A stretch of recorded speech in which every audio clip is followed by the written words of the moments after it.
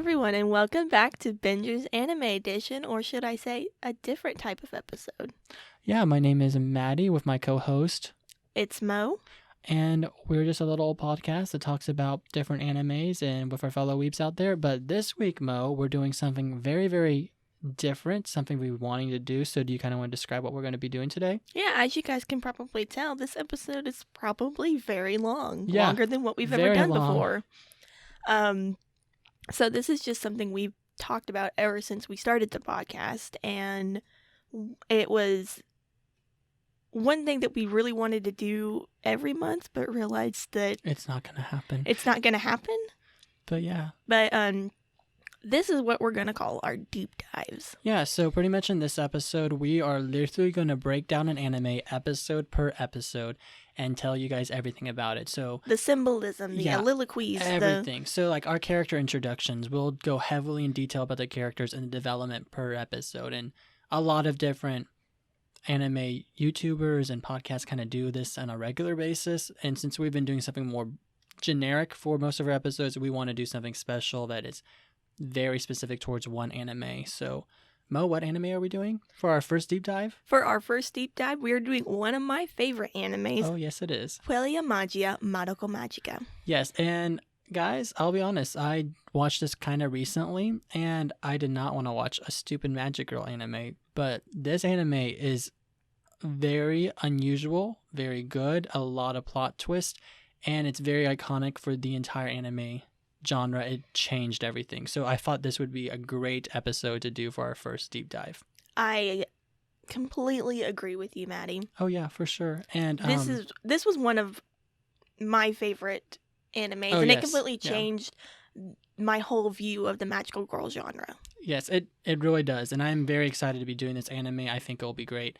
Full disclosure though, there will be tons of spoilers in this. Throughout the entire episode, we There's are not leaving no stone unturned. None of them. And so this is definitely just we're breaking it down. So if you don't mind spoilers, definitely the first couple episodes, not a huge deal. We'll kind of tell you when it gets like major spoiler area, but I would recommend going ahead and watching this on your own. If you want some general info, we'll kind of give you when we start breaking down each episode, and then I would say break off and go watch it yourself. But this is your full forewarning that there will be spoilers. for sure. And also, as you guys can tell, we're not going to be talking much about our lives in this episode because it's going to be so freaking long we're already way too long on just the intro of this, and we're going to try to reduce tangents. We're not going to go down rabbit holes as much, but let's be honest, Mo, we're probably going to go down rabbit holes even though. Probably. Yeah, so we're just going to keep it out of our personal lives this episode. But our goal for this episode is just to focus on the anime. Yeah, for sure. So,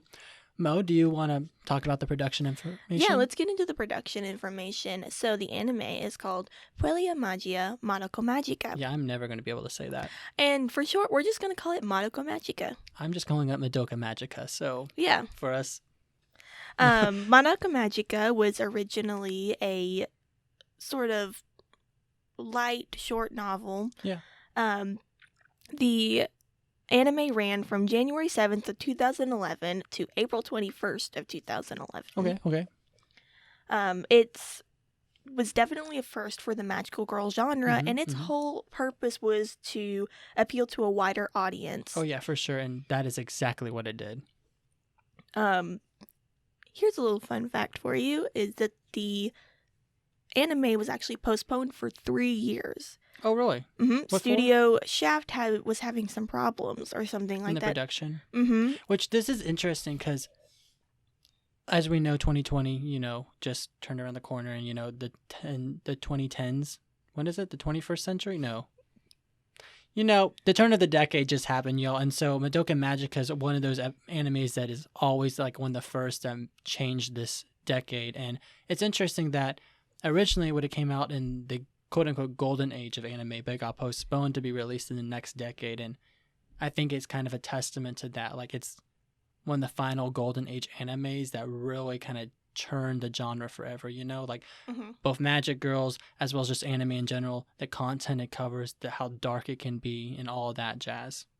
Yeah, Madoka Magica was created by Studio Shaft, and they're really known for some of their really great airing animes, Yeah. some including Nisekoi and March Comes In Like a Lion. Oh, really? Mhm. I haven't seen either of those, but I've seen, some of the Definitely. clips. They're beautiful. Like, Studio Shaft has, in my opinion, a very appeal to color. Oh, yeah, for sure. And Which very, like, you can definitely see in Madoka. vivid, bright, animation. Oh, yeah, for sure. But who was the director for this anime? Yeah, we have director Yukihiro Miyamoto and Ayuki Shibato. What do you know what other animes they did? No. Okay, yeah, me neither. I didn't look it up. But who was the composer for this anime? We have our very favorite Yuki Kajira. Yes, as you guys know from our SAO review, this is one of our favorite Composers. They just do such a beautiful job, and this anime especially, as Mo has already recommended some of the best songs from this anime. She did a beautiful job in this anime, and I very much appreciate just listening to the soundtrack. She definitely was able to blend the softness with the hardness when coming to this anime. For sure. And we'll definitely talk more about what we mean by like hard later on in the episode. Every episode, yeah. Which is going to be nice because normally, like, I don't watch an episode and like, oh yeah, that soundtrack right there in this episode is so good, and don't talk about it normally because I forget or I didn't note it. But now we'll actually be able to like break down the music exactly with the battle scenes, and I'm really looking forward to that. I feel like every song that she did in this anime it fit perfectly. Oh yeah. From just, from the battle themes to even just like the main character sitting there and talking. Yes, exactly. I feel like every song was very memorable. It was very good for it, and I still play it in my head. I'm playing it in my head right now. But also for you guys, if you're going to go watch this really quickly, you can watch it pretty much on anything. I know it's on Hulu. I know it's on Funimation and Crunchyroll. There's both a dub and a sub. I watched it. It's on Netflix. It's on Netflix as well. I watched it dubbed originally just because... No, I think I watched it originally subbed. I honestly think that the dubbed was really good. They did a really good job with the dub. I watched it originally subbed. I remember now. I did watch it subbed originally, but I'm going to be rewatching it right now. I just rewatched it, and it's dubbed. So I'll get a little bit of taste of both so I can give you guys my recommendations on it. Yeah. Well, let us tell you a little bit about what Madoka Magica is even about. I can give a quick synopsis real quick. So pretty much it takes place in Japan in an imaginary city, but I don't know how to say the imaginary city's name. It's like it's pretty much like Tokyo. It's an imaginary city. So main story revolves around our main heroine. What's her name? Madoka? Madoka Kaname. Yes. I'm just going to let Mo pronounce all the names. So pretty much she and her friend Sayaka are just, living their life, going to high school as typical middle school girls, running out the door with toast in their mouth. The typical, like, anime trope. Magical girl, very artsy fartsy, lighthearted, all that jazz. And then she comes across this cat thing being called Kyubey, and Kyubey pretty much is like getting attacked by one of her classmates. Yeah, one of her classmates, which we'll go into more. I'm going to give more of a general synopsis right now, but Kyubey pretty much is like, yo, you want to be a magic girl and fight witches and save people from these witches that do terrible things? And they're like, okay, cool, what do we have to do? Just give me a wish and I'll give you magic girl and like whatever you want to do. It's kind of like an exchange, like you fight for magical girls and I'll give you whatever you want. Exactly. So pretty much the entire anime, which is only 12 episodes, is just them deciding what their wish is going to be, how they're going to be a magical girl, what type of magical girl, if they're going to be a magical girl, the other magical girls out there, and just that entire arc. The complexities of like, all of this. And we're not going to go into huge detail yet because we'll talk about episode per episode, but that is literally the general synopsis of this entire anime. Very general. We'll break it down in a little bit very shortly. Yeah, in my opinion, there are a total of really 6 main characters within the whole show. We've got Homura Akemi, we have Mami Tomoe, Madoka Kaname, Sayaka Miki, Kyubey, and Kyoko Sakura. Yeah, so we will be talking about those whenever they're introduced and break them down some more. We'll be breaking down the art style more whenever we get there. So, Mo, I think that's about it for the synopsis, right? And the general production information. So do we finally break down the first episode? Yeah, let's break down the very first episode. Alrighty, so how do you want to start this, Mo? Well, let's start off with the first thing that we see. Okay. the curtains rising and stuff, Well, and there's not actual curtains rising. but curtains, in Air quotes, air quote curtains. curtains, The beginning of the anime. Yes. So in the very beginning of the series, we are introduced, the curtains, quotation marks, Quote unquote curtains. open up, to kind of symbolize the beginning. And there is this like little placard at the very beginning. You can't really read it because it's like in a type of rune, unreadable language type thing. Okay. I don't think I noticed this, so I'm glad you're talking about it. Yes. And it's actually a parallel to the book of Faust. Okay. It's the prologue. I actually have it written here. It's a prologue in Hymnale. It basically is describing Mephistopheles and God making a wager over who gets Faust's soul. Oh, okay. And later on when we talk about it, that's kind of going to be kind of significant because Faust is a very big parallel. Very big parallel. I can this already show. tell. We'll explain it more later on. Whenever. So we're going to try to But keep that in mind. Keep that little quote in mind about what that means. We'll definitely mention quotes or a specific line that we're like, this is important foreshadowing or blah blah blah, parallels to other things. So we're gonna have that insight for you guys, but we're gonna try to keep it pretty much like, oh, we just saw this scene. What does this mean? We don't know what's going on, and try to keep it that way, pretty much, kind of as if it's the first time you're watching, where we highlight certain things that are like, hey, we've watched this already, so we know that this is significant, just letting you guys know, that kind of stuff. Yeah. Do you think that's about right? Yeah. Yeah. So, after we see these runes, which I never noticed before, pretty much first scene is a little girl with pink hair walking through this black and white checkered kind of pattern, just pattern color scheme in general, just kind of walking up some stairs, and there's some dramatic music playing.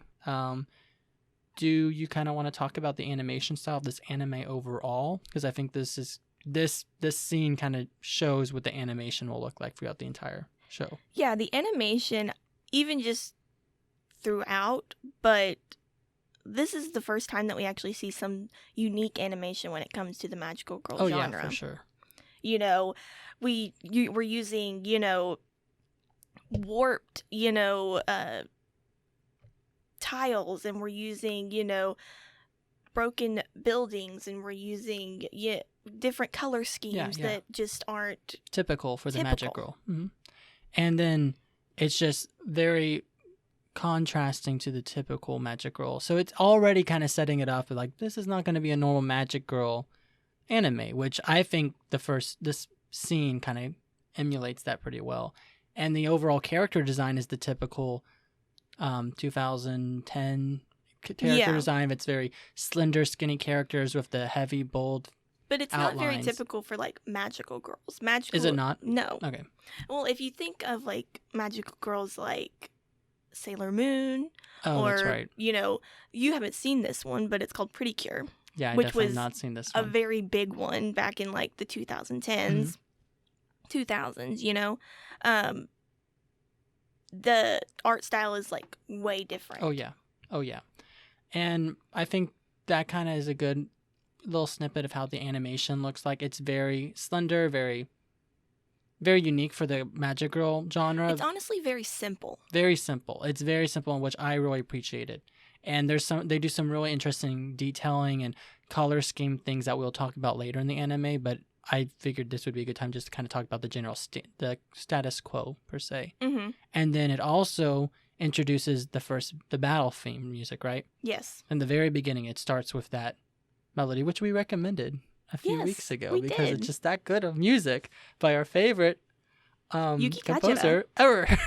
So it already just starts off right out the door like, this is going to be an intense anime. And it's very trippy, and I like that. Yuki Kajira's music is usually very dark, very edgy, not, for the typical magical girl genre. You usually see Yuki Kajira it really sticks out. Shonen, anime. Oh, yeah.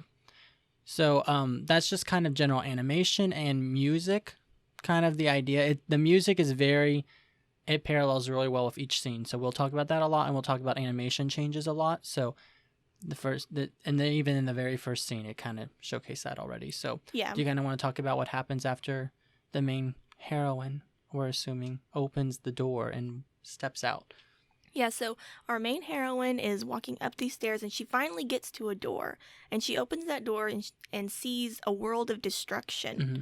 You know, chaos and buildings crumbling And flying around, like just very chaotic, very intense. Almost like she's in some sort of like underworld. Yes, and exactly. Like, hell's type situation. Oh, yes, for sure.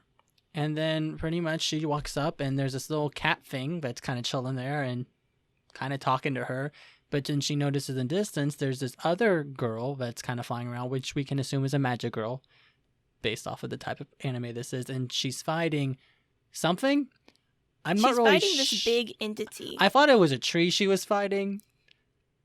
But I realize now it's not a tree after I finished the anime. But the first scene, I'm like, is she fighting a tree right now? I'm like, what the heck is going on? But she is not doing well against the tree because she gets like buildings thrown at her. So, this was like an entity that was strong enough to like tear things apart and to basically destroy everything in its path. Exactly. And like there's major explosions. It's very intense scene. The music's very dramatic. And then do you kind of want to talk about what the cat says to the heroine during all this? Yeah. So basically the cat is talking to what we supposedly think is our main heroine, and he's like, this girl can't fight herself. She's not going to make it. No, you have to help. You have to help her or she's going to die. And of course our supposed main heroine is like, well, what can I do? I can't do anything. And then, the cat-like creature is like, make a contract with me and become a magical girl. That's how you can help. And then scene change and she wakes up from a dream. That's exactly what happened. She just wakes up from a dream and it's all presumed to be a dream. And kind of trippy. And I'm like, wow, that's a bad shit dream. Like, that's the kind of dreams I have. Like, I kind of feel her on that. But that's pretty much the very first scene in the anime. Then it is a complete, tonal change. It changes to a typical slice of life magic girl, like upbeat music. Sailor Moon. Yeah, very very Pretty Cure very series. Artsy fartsy cutesy girls. She's waking up, her family's all up and about. She has to wake her mom up because her mom's like pretty much is like mom and dad roles are reversed, and it's kind of cute and funny. And then she's just getting ready in the bathroom with her mom, and they're just like being cute. And do you kind of want to describe this main girl? I think her name is finally said, so we can finally talk about our main heroine. Yeah, so let's talk about our main heroine, Madoka. Yeah. I forgot her last name. Madoka Kaname. Okay. Madoka Kaname. Madoka Kaname is our main heroine for the series, as per the title of the show. Oh, yeah. It's pretty easy to infer that she's the main character, but this finally is established to us in this sudden tonal change of this anime. Yeah, throughout this whole scene, right after the kind of destruction dream sequence, we kind of see Madoka going about her daily life as she would normally, and she kind of symbolizes in this scene as the caretaker. Exactly. And she is portrayed as a short, petite girl with pink hair, fairly high-pitched voice. She wears cute pink ribbons, like very cutesy, very caregiving, very loving, like very close relationship with her family. Like, by all means, she has the perfect family life. Everything is going well for her. She's eating breakfast and whatnot, and typical, she's running late, so she's running out with toast in her mouth type of anime, Yeah, very much the girl that couldn't hurt a fly. Oh, yes, for sure. She's portrayed as. And they stuff in a lot of, typical magic girl tropes, like the we're slice of life. What is it? The girl running out of the building with the toast in her mouth. It's a very big trope.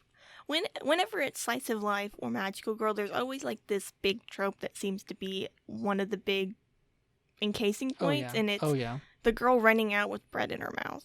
I don't know why that is.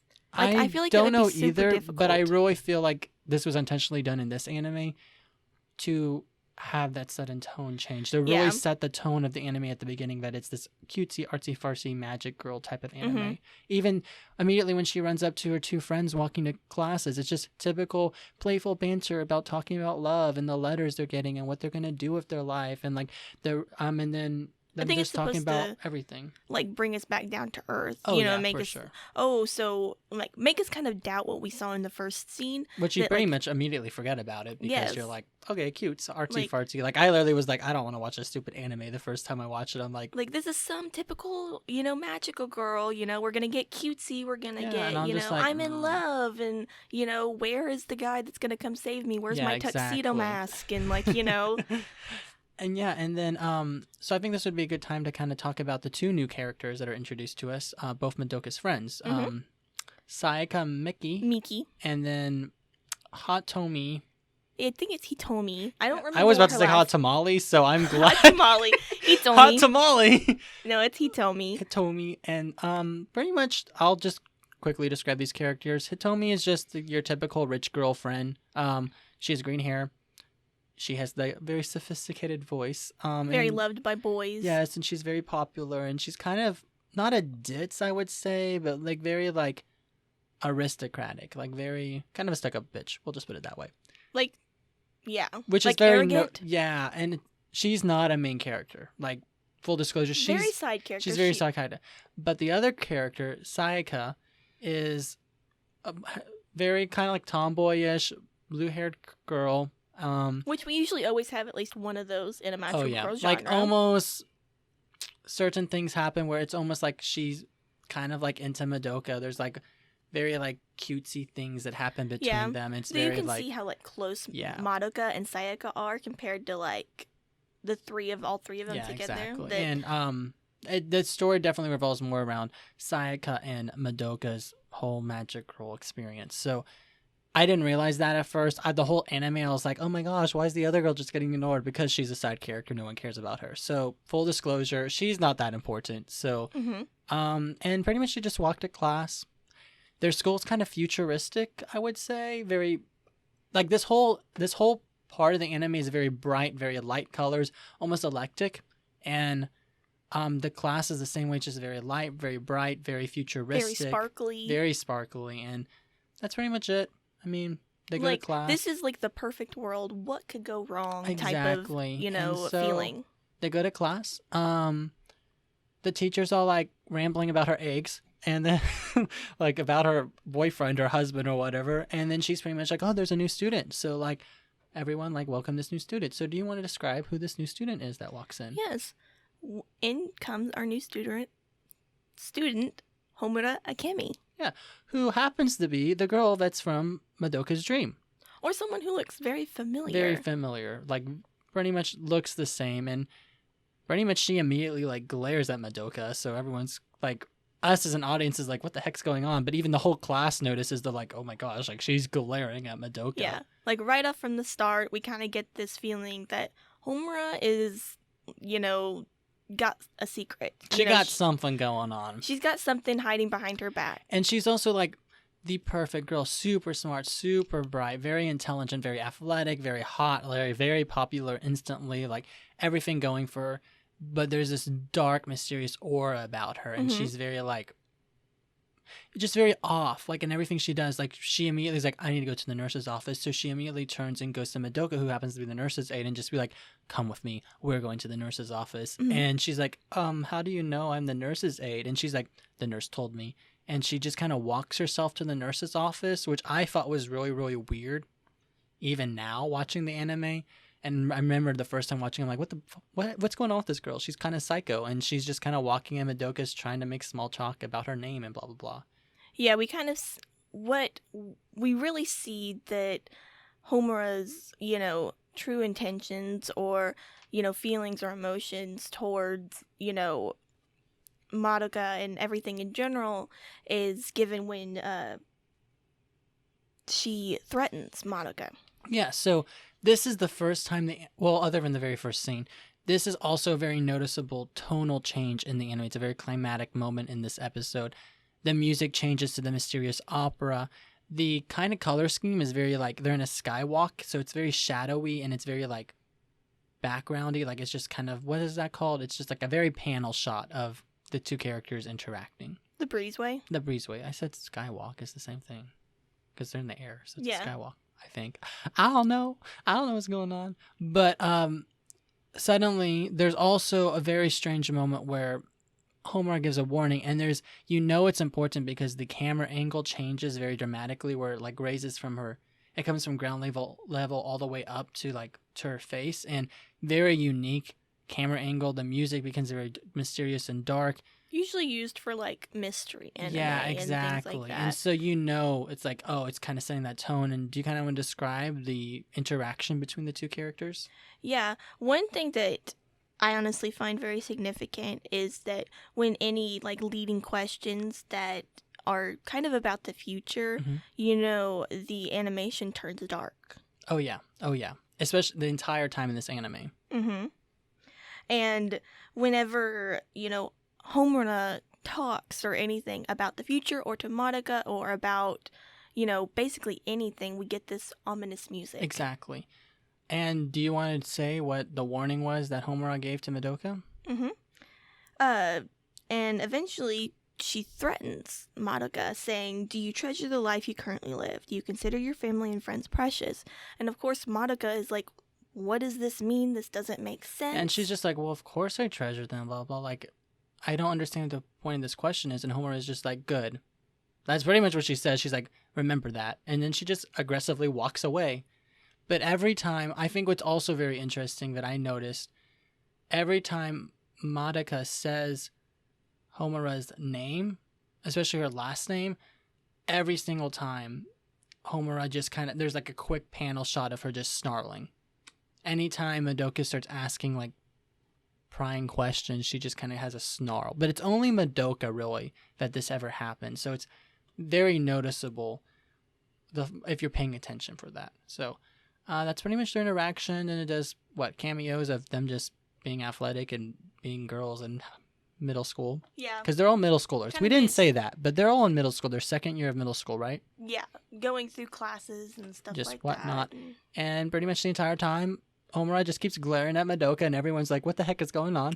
And then there's a sudden, after school scene change to like, they're in a mall cafe, and they're just like talking, And it's just Sayaka, Madoka, and I forget the hot tamale girl's name. Hitomi. I'm calling her hot tamale. No, Hitomi. I'll call her Hitomi. They're just kind of talking, and they literally are just like, yo, Madoka, what the heck? Why is she like glaring at you? And she's like, well, this is weird. I think the rational thing for me to say is like, I don't know her, but I met her in a dream. And everyone just laughs at her, of course. And then pretty much Hitomi's like rationalizing it, like maybe you met each other casually, blah, blah. And then Sayaka is like, well, maybe you guys met in a past life and the fate and time has brought you together and like you've met each other again. And that's what's happening. And pretty much they're just kind of laughing it off, blah, blah, blah. But this is kind of like a significant point because it's kind of foreshadowing. Yeah, like this entire conversation is very foreshadowy of like what's going to happen, what is happening. So it doesn't seem super important at the time, but also the music and everything and just the conversation is very important. And then Hitomi's like, I got to be rich and go do rich girl stuff like tea ceremony. So she eats out and they go to the music store, Sayaka and Madoka. And then scene changes too. Do you want to describe? We get another scene change. Yeah. But it's not really a scene change. It's more of like a very quick snippet between like Madoka's life stuff, So do you kind of want to describe it? So we get to see this kind of animation style change. It's very choppy, not like the normal animation that it is. Completely different. It's very almost like copy and pasted. Yeah, very type cut out feeling. and very like have you ever seen Chowder? Yes. It's very Chowder animation style from Cartoon Network. Wow, this is a very strange parallel, but the animation's similar to that. It's just a lot more chaotic, a lot more crazy. The music changes as well to this weird, like, not opera mysterious, but it has weird sound effects that just makes the whole thing eerie, pretty much. It's like darker and hard rocky. Yeah, it's very chaotic and it's just bizarre. You kind of don't really know where to look and you don't know like what to focus on. Oh yeah, and I think that's the purpose of it, and it does a really good job. And the music complements the chaos very well. And pretty much Homura is like, oh, why is this happening now? And then it kind of switches panel to Madoka and Sayaka, and they're like, oh, what's going on? Like, what is this? This is terrifying, and they're scared, of course. And so and then it kind of looks dire for them. All these weird, strange things are. I don't know what I'm like, are they like actually experiencing this? Is it like, it's very, very strange, and they're pretty much like, oh no, it's end for us, Like, and like, what is this? what's Like, going on? It gives the sense that they're about to like die, and then character introduction. Do you want to describe this introduction? let's introduce one of my favorite characters, Yes. Mommy Tomoe. Yes, and how does she enter the scene? Mommy Tomoe kind of enters like this bright, shining savior kind of light. Very eclectic lighting of Golden, everything. very Yes. heroic. You know, Yes. she comes, saves Madoka and Sayaka from this entity type thing that they're trapped in. And this is also, we kind of see Mommy's theme song. Yeah.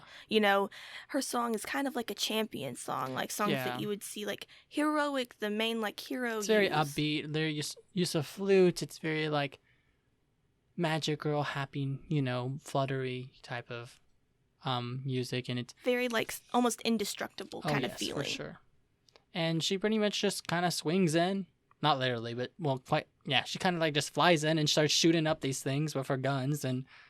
Which is another thing, because at this point in time, guns weren't used in Magical Girl. Oh, yeah. Were they not? Mm-mm. There's a lot of things I don't know about the Magic Girl genre. This is the only Magic Girl anime I've ever seen. I mean, usually it's some sort of like magic that's used, or like some sort of wand, or some, guns and things like that. It's, very like battle shonen, and so battle. They aren't really used in Magical Girl animes. Of course,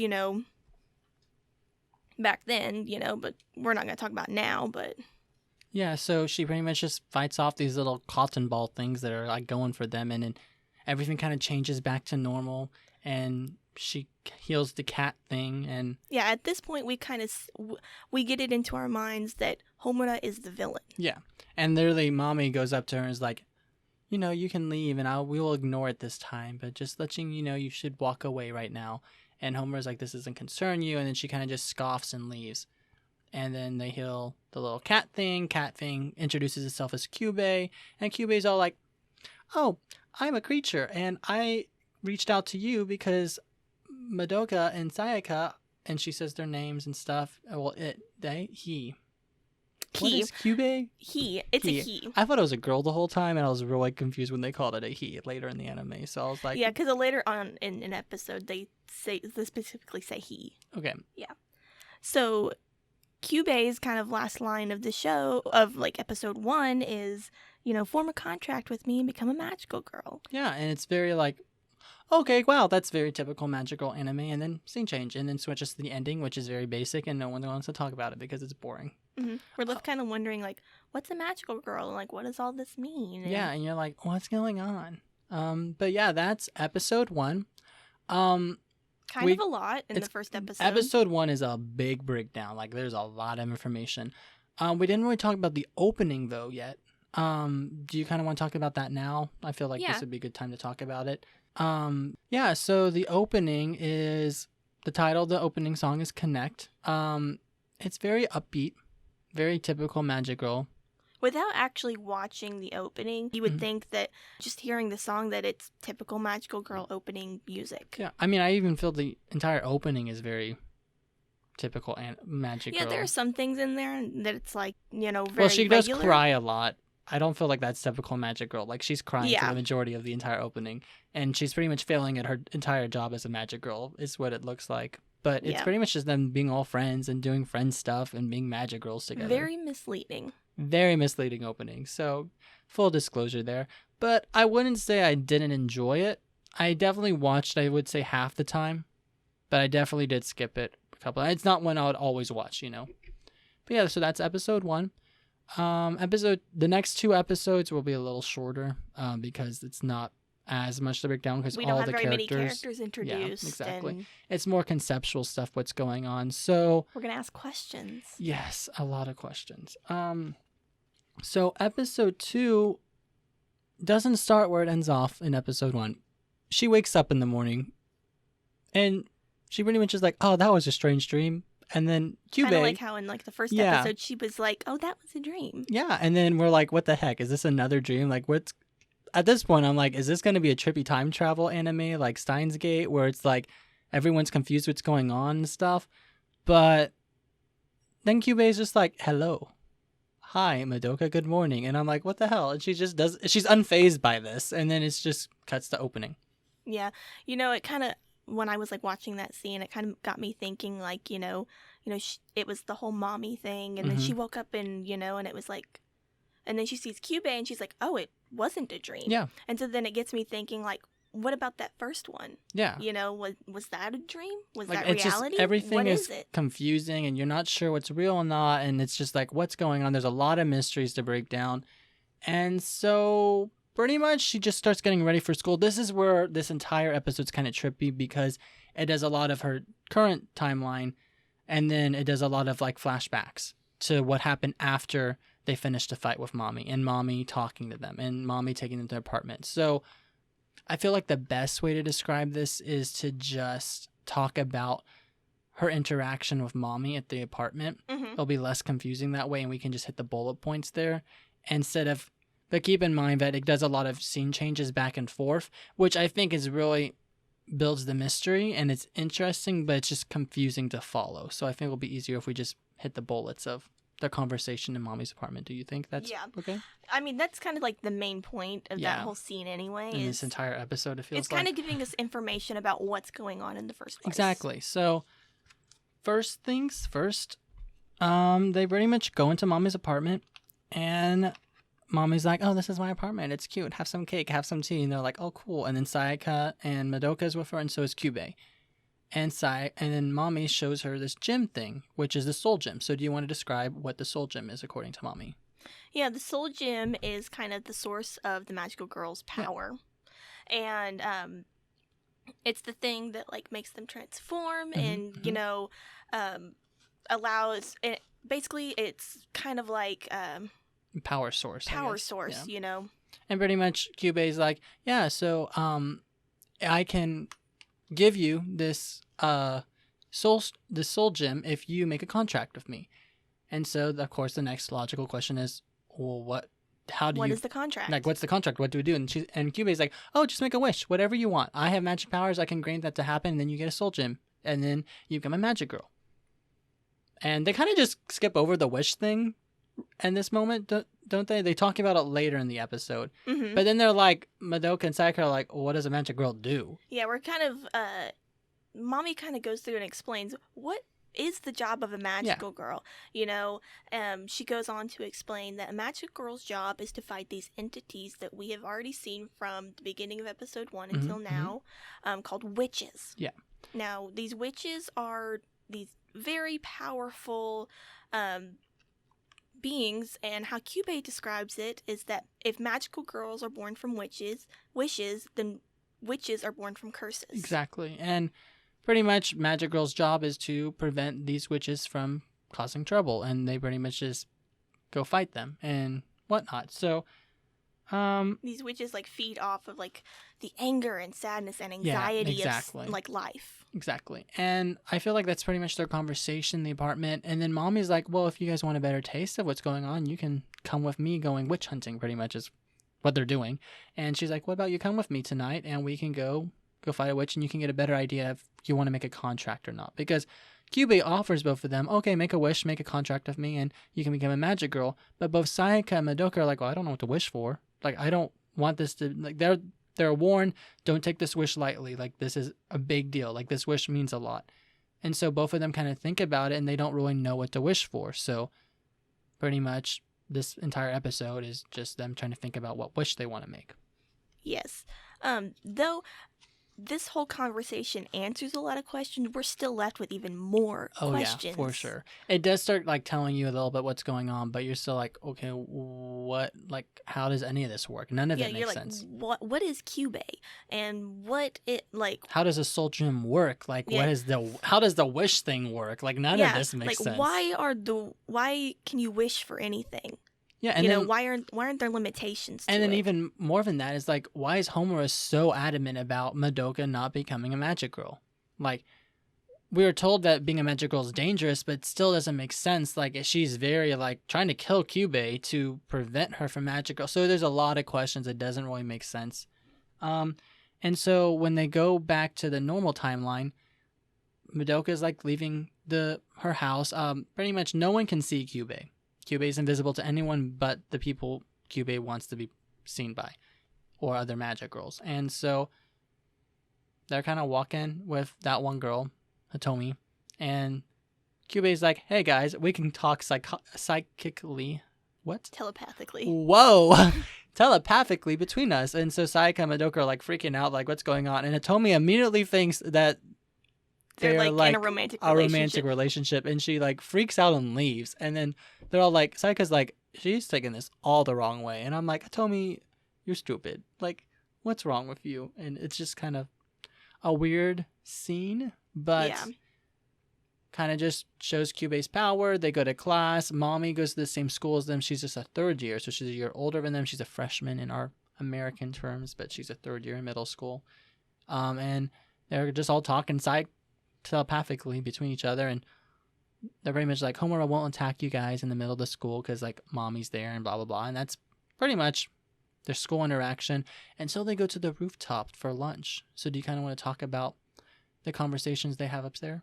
Yeah, so the conversation that Sayaka and Madoka just have are basically, what is something, that you would, like, wish for? What is something so important that you would wish for that, you would want to make a contract for and want to put yourself in that sort of danger? And even Kyubey's like, it's kind of weird. Most girls immediately, like, make a contract with me, and you guys are taking it forever to do this. And Sayaka's like, well, maybe we're just idiots, but... Which at this point, we're kind of like, well, why is Kyubey pressing so hard for them to make a contract? And he just wants them to make contract the entire... That's full disclosure. He does this the entire anime. He's just like, become a magic girl. Become a magic girl. Like, make a contract with me. Yeah. Ugh.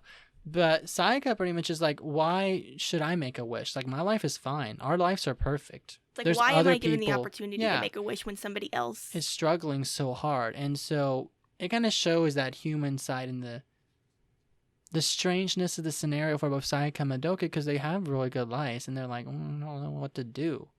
And then Homura shows up, and dramatic music change, and everyone just, like, looks to the stairs before she even walks up it. We get more threats. Yeah, and get more threats from Homura, and Mommy's all, like, chilling in a clock tower watching them with her Zoljin just chilling out. She's, like, intimidating. I'm like, okay, Mommy, I see you.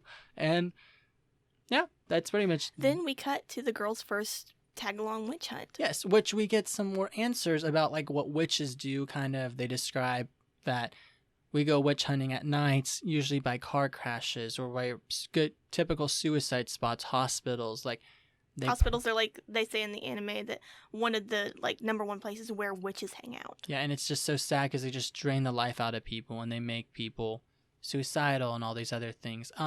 Is there anything else that is kind of revealed in their casual walk too? No, it's just kind of talking about the witches and, like, where they kind of breed most. Yeah. I did want to point out one thing. It's very interesting, given they're at night, so there is a sunset, but the color scheme during the witch hunt is very unique. It's very orange, and then the music's very opera mysterious. Like, it's setting that tone that, shit's about to get real. But what's even more interesting, that a lot of the animation is them, like, walking down a bridge, and the bridge is changing behind them.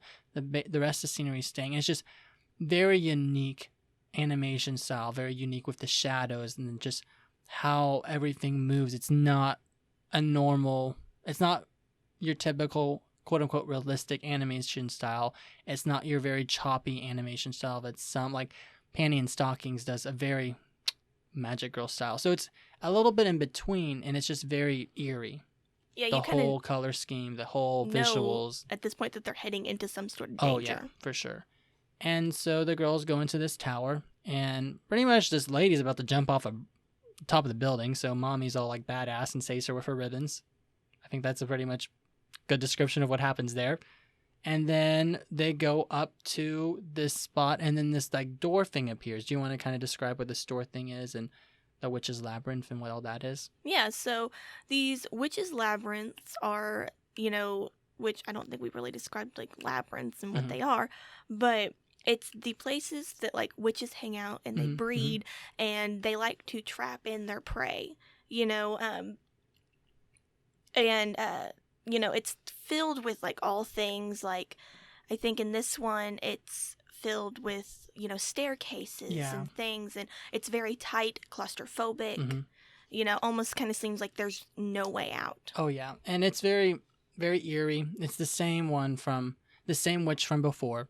And, like, one of the things Mommy says is, like, most humans that go in here will not come out. Like, it's very lucky that both of you guys came out. So, it's very dangerous. Pretty much just showing how badass Mommy is and fighting this witch. And she's very elegant and very We get confident. to see all of Mommy's moves and, like her use of guns and her ribbons. And there's a brief moment where, like, oh my gosh, Mommy's, like, in trouble. And Mommy's like, don't worry, I got this. And she's all like, very cool and suave. Trio finale. Trio finale.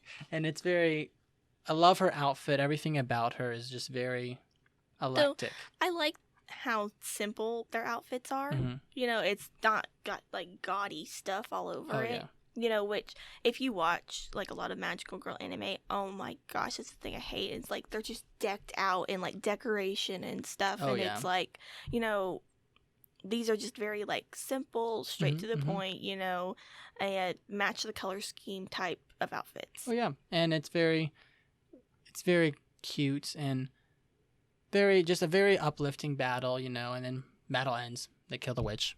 Woo! And then we kind of get the first, like, glimpse from the very first episode of the battle theme. Yeah, like the battle music's finally used. This was the first time that I really paid attention to the battle music. Oh, it's so good. Yes, I was like, oh, this battle music is badass. Like, I love it. And then, so after they beat the witch, there's a grief seed. Do you want to describe what a grief seed is? Yeah, grief seeds are kind of, so witches sometimes drop things, rewards or items that magical girls can use, and one of those things is a grief seed, and a grief seed can be used to kind of purify the soul gem. They pretty much, they look similar. They're kind of like the same type of thing, but just, like yin and yang, they're opposites. Mm-hmm. And the grief seed purifies the soul gem. It recharges the soul gem, and pretty much Mommy's like, yeah, so sometimes magic girls will fight each other for these rewards to become more powerful, to use more magic. So, which kind of lets us know that magic girls are very hostile in this anime.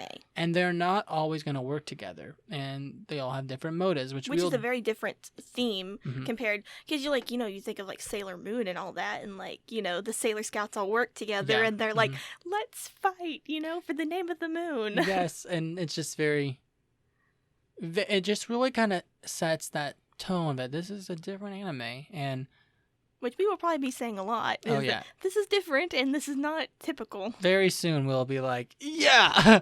But, then Homura shows up. Stupid bitch. She shows up again. And so do you kind of want to describe the interaction between Mommy and Homura a little bit? Yeah, Mommy and Homura just have kind of a very threatening, interaction between them. But then again, that's kind of been a thing since the first episode. Mm-hmm. They kind of have a, like, back and forth about, I think Mommy, like, threw the grief seed to Homura or something, and she was like, here, have it, or I don't need it. And, yeah, showing that Mommy just kind of wasn't, wanting to fight or be hostile at that point. And it just kind of sets that tone. Pretty much the anime ends with them kind of comforting the lady that tried killing herself, and Madoka's just like, wow, Mommy's so cool. She can help other people. Like, I want to be like Mommy. I want to help other people. And that's the end of the episode. Yeah, I kind of like to call this episode the last episode of normalcy. Oh, yeah. Oh, yeah, for sure. The next episode kind of gets crazy. So we'll go straight into the next episode. Episode 3. Yeah, so episode 3 kind of just starts off with Sayaka in the hospital, kind of like visiting this boy whose name is Kosei. Which I'm literally like, that's your Light in April name, but whatever. Yeah, we don't know too much about like the relationship between Kosei and Sayaka and everything, but we do get the feeling that this person is very important to Sayaka. Yeah, and he's literally just chilling in the hospital bed, listening to music, crying, and he can't use his arm. He looks like he's a violin player, just from some of the flashbacks. And then Sayaka leaves the hospital, and then sudden scene change to Mommy finishing a fight against a familiar. Mm-hmm. We kind of go back and forth into the talk about wishes and the importance of, how this life isn't a game. Oh, yeah. It's a dangerous life. And, like, but we have to fight these witches. But the wish is very important. It's very crucial to who you're going to be.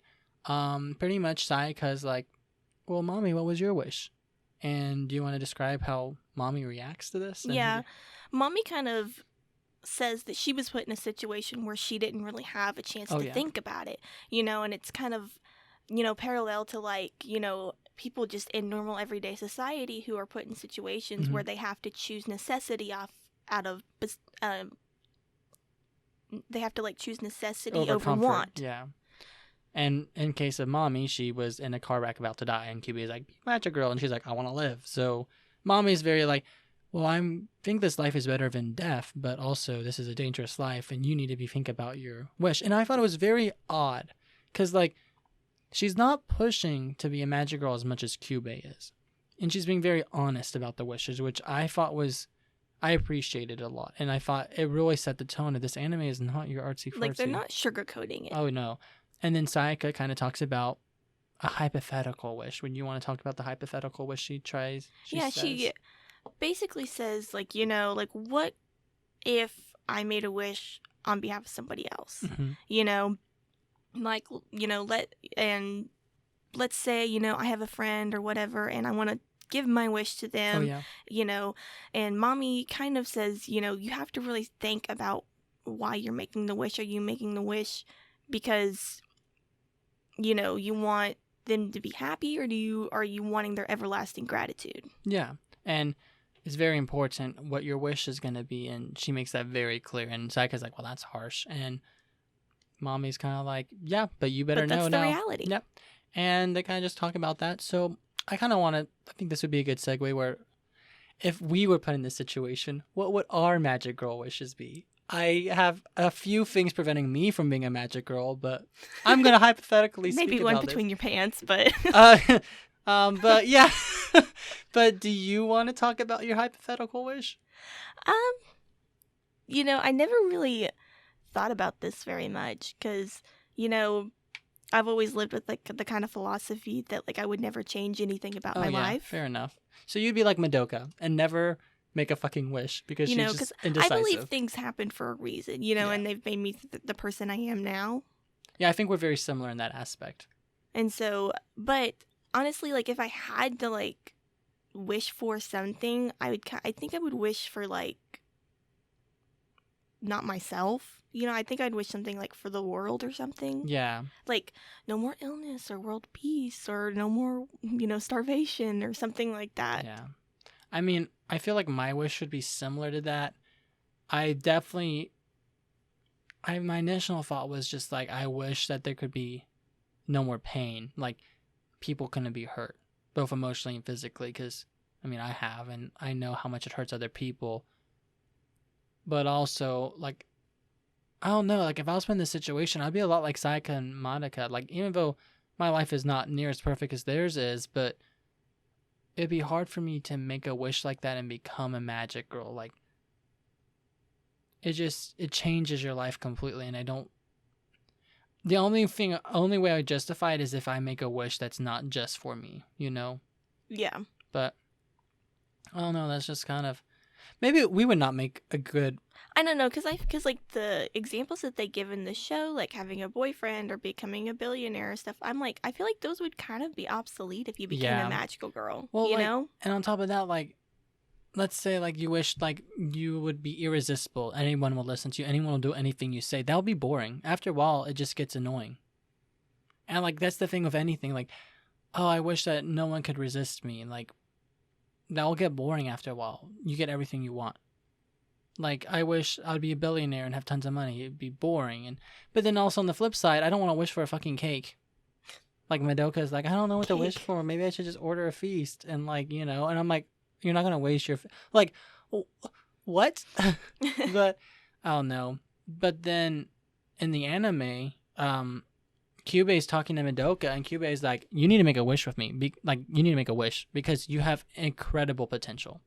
And Madoka kind of just shares that she just doesn't want to be weak. Yeah. She, like, one of her, like, biggest fears is her, like, being helpless in situations. Which does not equate she wants power. She just wants to help people. Like, you know, because in the first episode, she symbolizes the caretaker Mhm. and the one that wants to, help her friends and all that. And, you know, whenever she would go into these labyrinths with mommy, she would feel so, like, helpless that she couldn't do anything. Yeah. Which I don't understand why she wouldn't just wish for something like, I wish that none of my friends will die. Or nothing bad will happen to them. Or, I don't know, I wish that I'm powerful.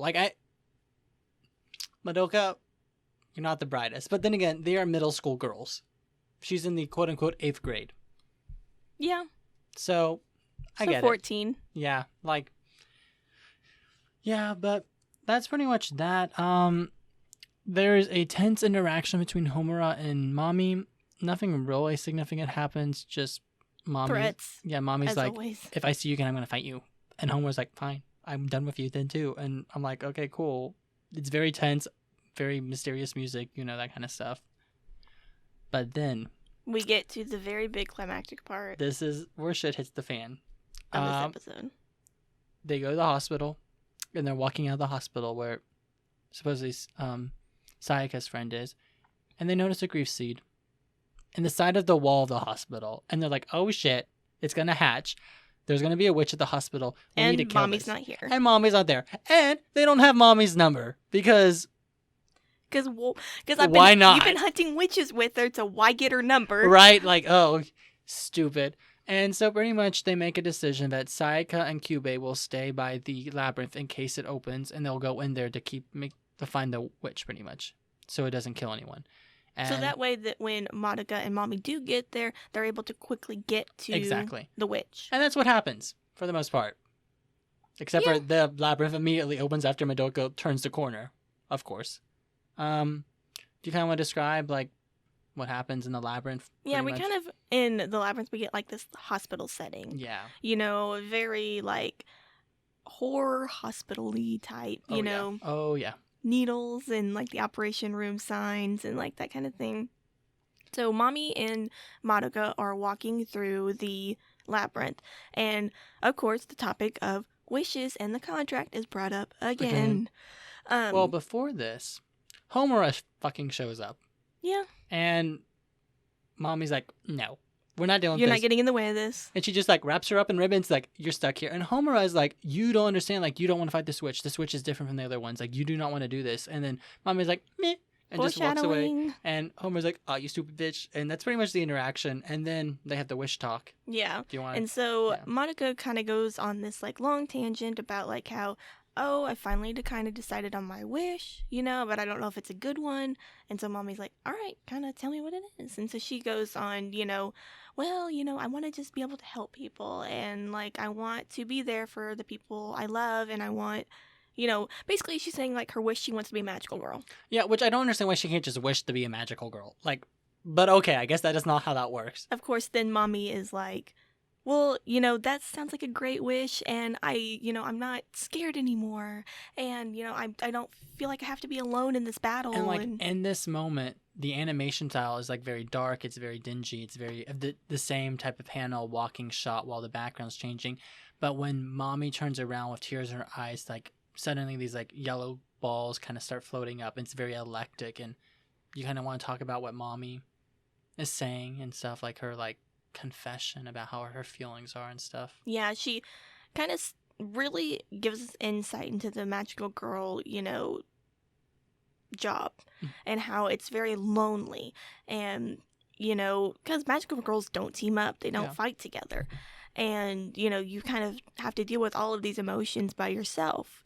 And so with Madoka saying like, oh, I want to be a magical girl with you and I'm going to make my wish, mommy's like, thank you for like fighting with me. Let's fight together. I don't have to be alone anymore, and I'm not scared to do this anymore. But then she's like, well, you should, if you're gonna wish for something, you should get something out of it. And Yeah, so, it's like, let's have a cake. So like, let's have a feast. So if by the time like I finish off this wish, you haven't decided anything, you're gonna wish for a cake. And Madoka's like, what? And she's like, you better come up and wish. And then the seed hatches, and Sayaka and Cuba are like, oh shit, how are you? They're like, get over here. And then mommy and them hurry on over there, and they're like, you kind of see this kind of cool like battle on the way to like, she's fighting off these kind of little familiars. I think so, yeah. And then battle music starts. It Yes. begins. Well, I think it's Mommy's theme.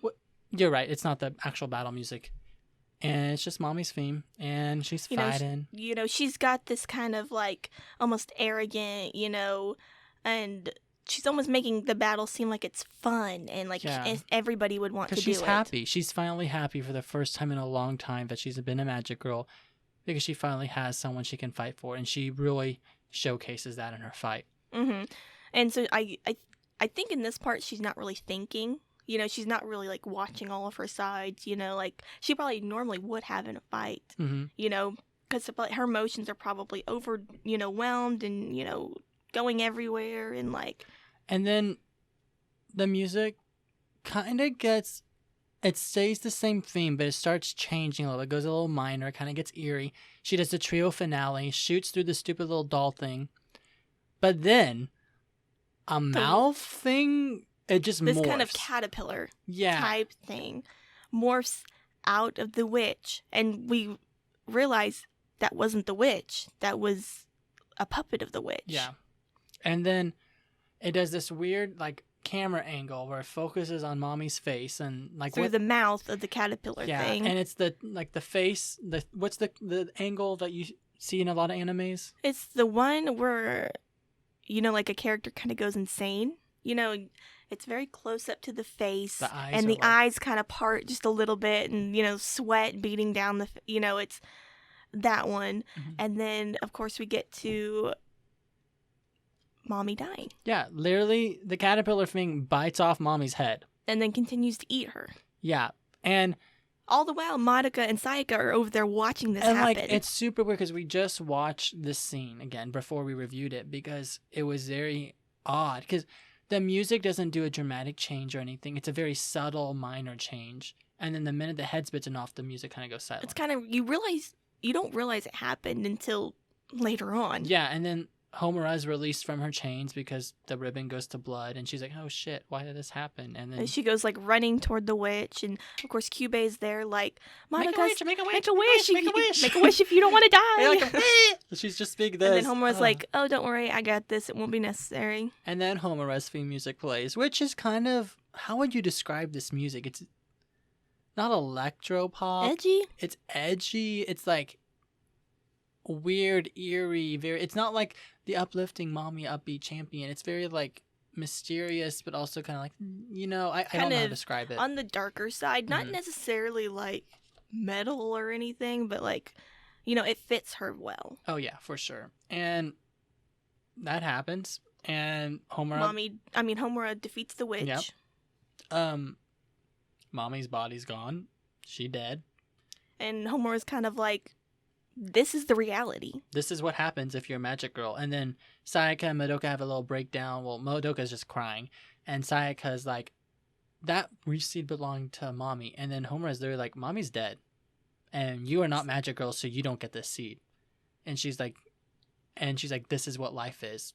Like, this is reality for magical girls. And if you're not ready to face that, then you shouldn't be making a wish. And they're just crying. And that is the end of the episode. Very big tonal change for the series. From this point on.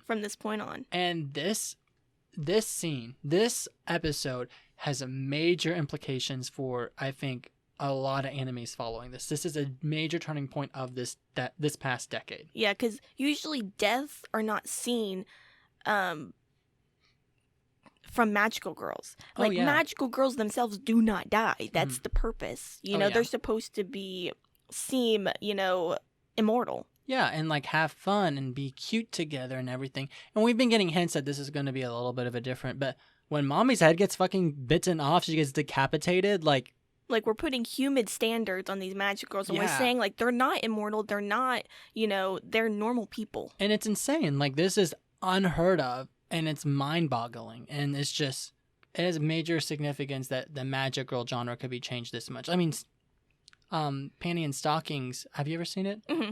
Like, that one's a whole different in itself. Yeah, like, but I think without Madoka, that couldn't have happened.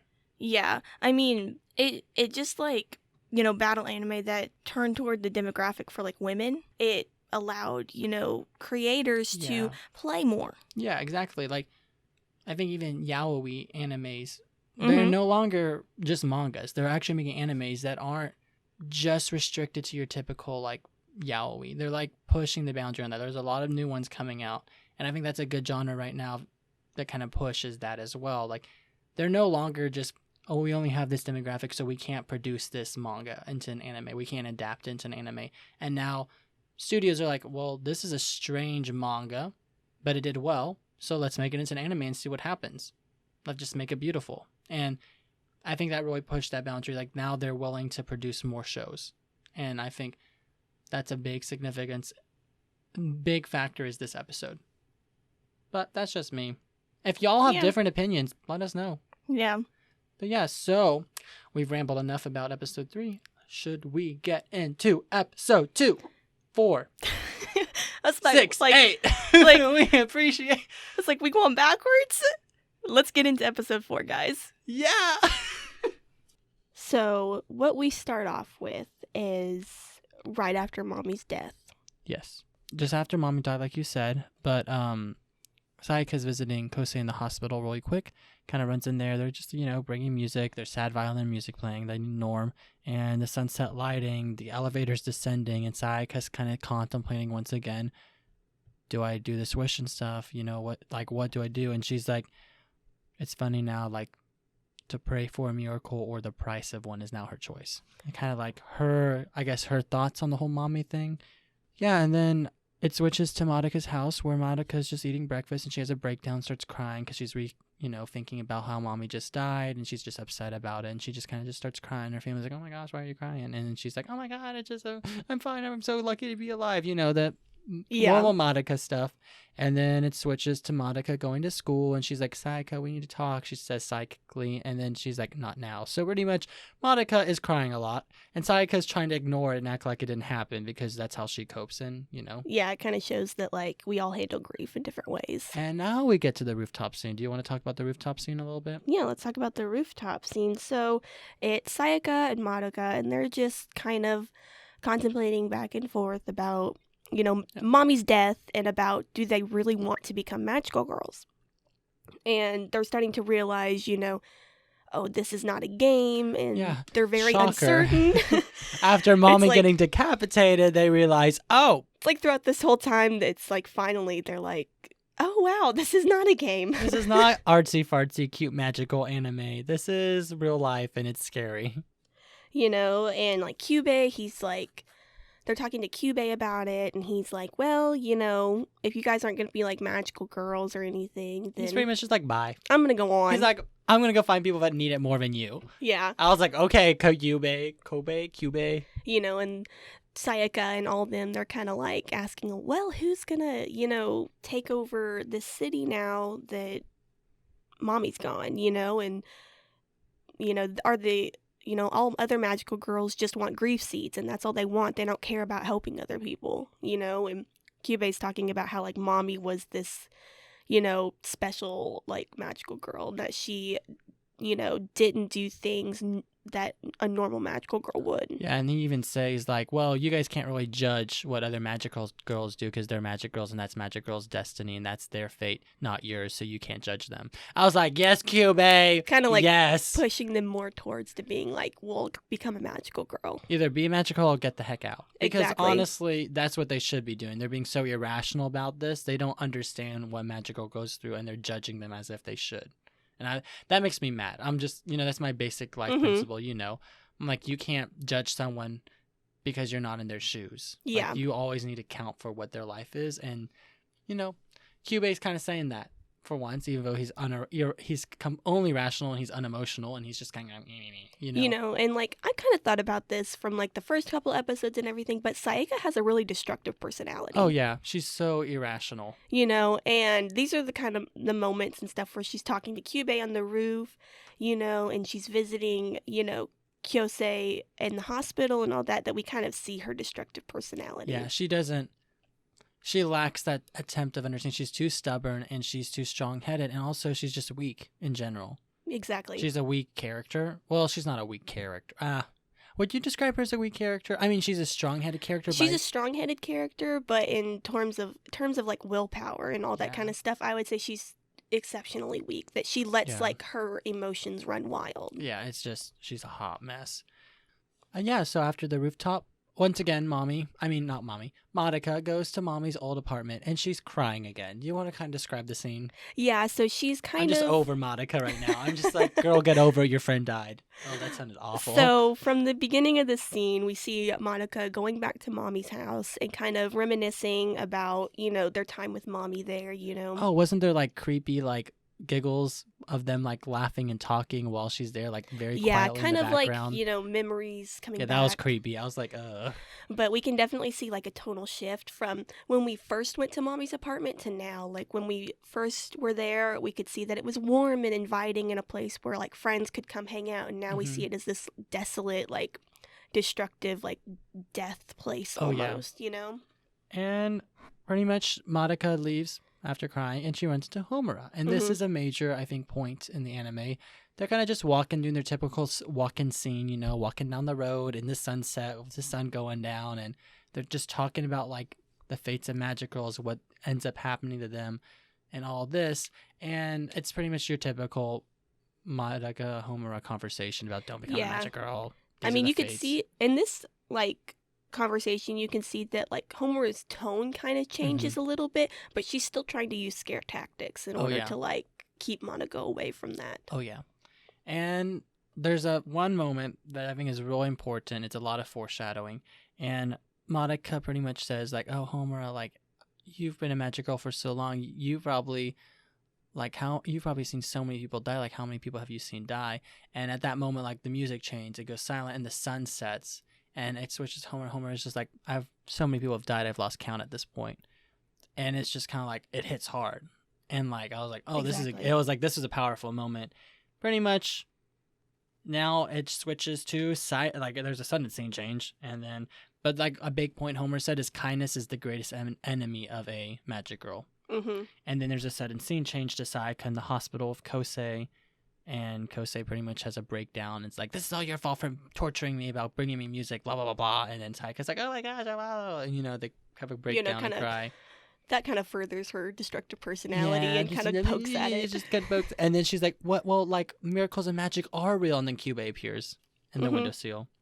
It's like, they're at this, like, whole, like, first part, like, with Sayaka and everything. It's, like, almost like, she wants to do something with her life, but she's feeling like she's wasting it. Oh, yeah, for sure. And, it's pretty good. And then there's a sudden scene change to Madoka after a talk with Homura is just kind of chilling, walking around, and she says, Hitomi. And she notices that Hitomi has a witch's kiss. I said angel's kiss. Not an angel's kiss, a witch's kiss. And Hitomi's pretty much... kind of realizes that, oh my gosh, she's going to a witch's labyrinth. Yeah, Madoka's like, oh my gosh, Hitomi's about to like do something crazy and she's acting weird and probably gonna go kill herself.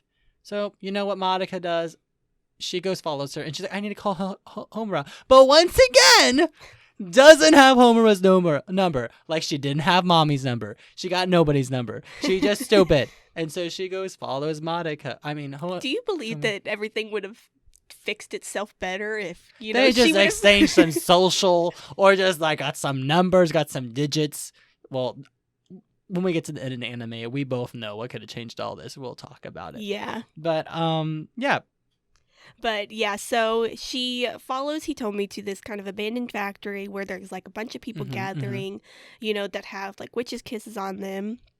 They're kind of like in this despair mode and like, going over the things of their life that, that are really bad and things, and so they start mixing together chemicals, trying to create chlorine gas. Yes, love that.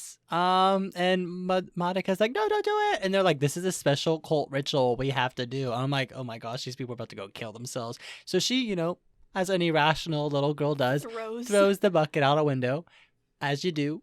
And they're all like zombies, like, and they're then she's like, mad. oh my gosh. And she traps herself in a closet where she gets stuck in a witch's labyrinth. I was like, you stupid little girl. Now, this is kind of like when the animation changes. Oh, I love But these it's a really changes. cool animation change. Yes, because it's like the little puppets, right? Yes, because so far we've only ever seen Madoka and like Sayaka's and everyone else's background change. This is the first time that we actually see like the character itself change in along animation. with the labyrinth. And like she gets stuck in this labyrinth. Pretty much this labyrinth is TV witches and little puppet witches that are crawling over Madoka. And yeah, it said that like the witch's name is like Ellie or something, and like they said that the labyrinth was like a snow globe. Okay, I didn't know that. How did you find that out? I looked online. Oh my gosh. I don't blame you. Because I was like, oh, these witches are so cool. Yeah. Isn't the side story, we're going off a tangent, but that's okay. Isn't the side story kind of dive more into the different witches? I think so. Well, I need to watch the side story. But yeah, the Ellie's Labyrinth is kind of more of like a snow globe and stuff. And pretty much Madoka is getting stretched, like literally stretched apart. And then all of a sudden we got swiping motions of blue we going see through. Of like, well, we see like scenes of like Madoka, of like her regret and stuff. We see scenes of Mommy and all that kind of in the Ignore TV. what I just said. We see scenes of like Mommy and like the TVs and stuff, and like and she's like, "This is my fate. This is my fault, and maybe I, this is what I deserve for being like a helpless spectator." And then she's got flat colors and no outline, just kind of like showing that she is a hopeless spectator in this whole game that's going on. Yeah. And then we see my comment. Spike like swipes the blue and like, oh my gosh, in it. And then guess who shows up? Sayaka as a magic she's girl. a magical girl. And she got a cool little sword. Do you want to describe Sayaka, like her appearance and like what her magic girl powers are? I mean, she's got same hair, everything, but she's kind of got more of like a blue bodice and a skirt. She's got a white cape. These are all words I don't understand. Yeah, don't worry about it. I know what I know. What all I'm our Magic Girl fans out there will understand. A blue bodice, with a skirt and a white cape, and she's kind of got like a katana sword. I would call it more of a saber. Really? I don't know. It looked more like a katana. It looked more like a saber to me because of the little hilt thing that kind of came down. Maybe. Katanas don't have hilts, and you use two hands for a katana. She only uses one sometimes. I would describe it more as a saber. I thought it matched the aesthetic better. Like I got like drum major marching vibes, like when I was in my marching band days. It's kind of what her uniform looked like to me, and I thought since she had a more music, she had a more like she has musical artsy colors around her and blue, a lot of blue. Because Sayaka's hair is blue.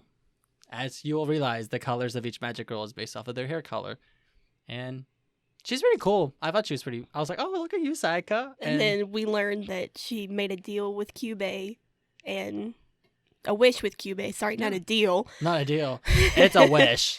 A wish with deal Kyubey. With the devil. And yes. A literal wish. A literal deal with the devil. But, yeah. And Sayaka, she made her wish with Kyubey, and she's now a magical girl, which is a surprise, because at the very beginning of the episode, she was so against it, Oh, yeah. That is that scene, pretty much. Yeah. The witch is killed. But no. There's one little thing. Oh, yes. I totally forgot about that. New characters introduced. And we will go ahead and introduce her now. We see this girl sitting on top of a tower or a building or something, and her name is Kyoko Sakura. Yes, and she is eating some type of food. I think it's a sweet potato. Yes, as we will realize later in the anime, which is not a huge spoiler, she eats a lot of food. She constantly has food in her mouth. Yes. And she's talking to Kyubey, and she's pretty much like, yes, I am here. I am going to now get this prime real estate in this witch hunting territory, and I'm going to take heart. And then Kyubey's like, well, I just made a deal with another girl, and she's going to be in charge now. And Kyoko is like, well, I'm going to go kill her. I don't want Haruki to take all this, so I'm going to kill her. And this is kind of when we realize, we'll kind of describe her a little bit. Red hair. She has red hair, kind of shorter in stature. She's the tough girl, clearly like kind of a wild card. Don't know what she's going to do. Very aggressive. She's kind of like the tsundere type of character. And you can tell also that she's the type of a magic girl that only wants grief seeds, that's her main purpose. And she's very strong-headed, very hot-headed, very aggressive, very taunting. She's also very, very powerful. So she's a very intense character. And we'll see all that in the next episode. In the next episode, we'll talk about it more. And she literally's like, I'm going to go kill her. So I'm like, great, new character, already going to try to kill one of the other magic girls. So I'm like, all right. So, episode 5. Do you want to talk about it? Yes, let's talk about that opening scene. So it opens up to Sayaka making her wish with Kyubey. Yeah, on the rooftop of the Now, we don't know hospital. what the wish is quite yet at this point, but, we know that she's decided that this is something that she's willing to risk her life for. Mhm. And this scene has very unique camera angles and colors. It's very yes. dark. It's very almost like sinister, kind of like almost like a death-like feel to it. Yeah, there's like very long sweeping shadows, which are used a lot, especially in the Homura and Madoka conversations. The Yes. long shadows of the girls talking, because it's anytime there's an intense moment in this anime, it is always at sunset. I would say the entire anime is almost always at sunset, because that's Exactly. when all the high moments are. That's when they have all these crazy camera angles right before dusk when they go witch hunting usually. And pretty much she's like, I'm ready to make my wish, and Kyubei's like, okay.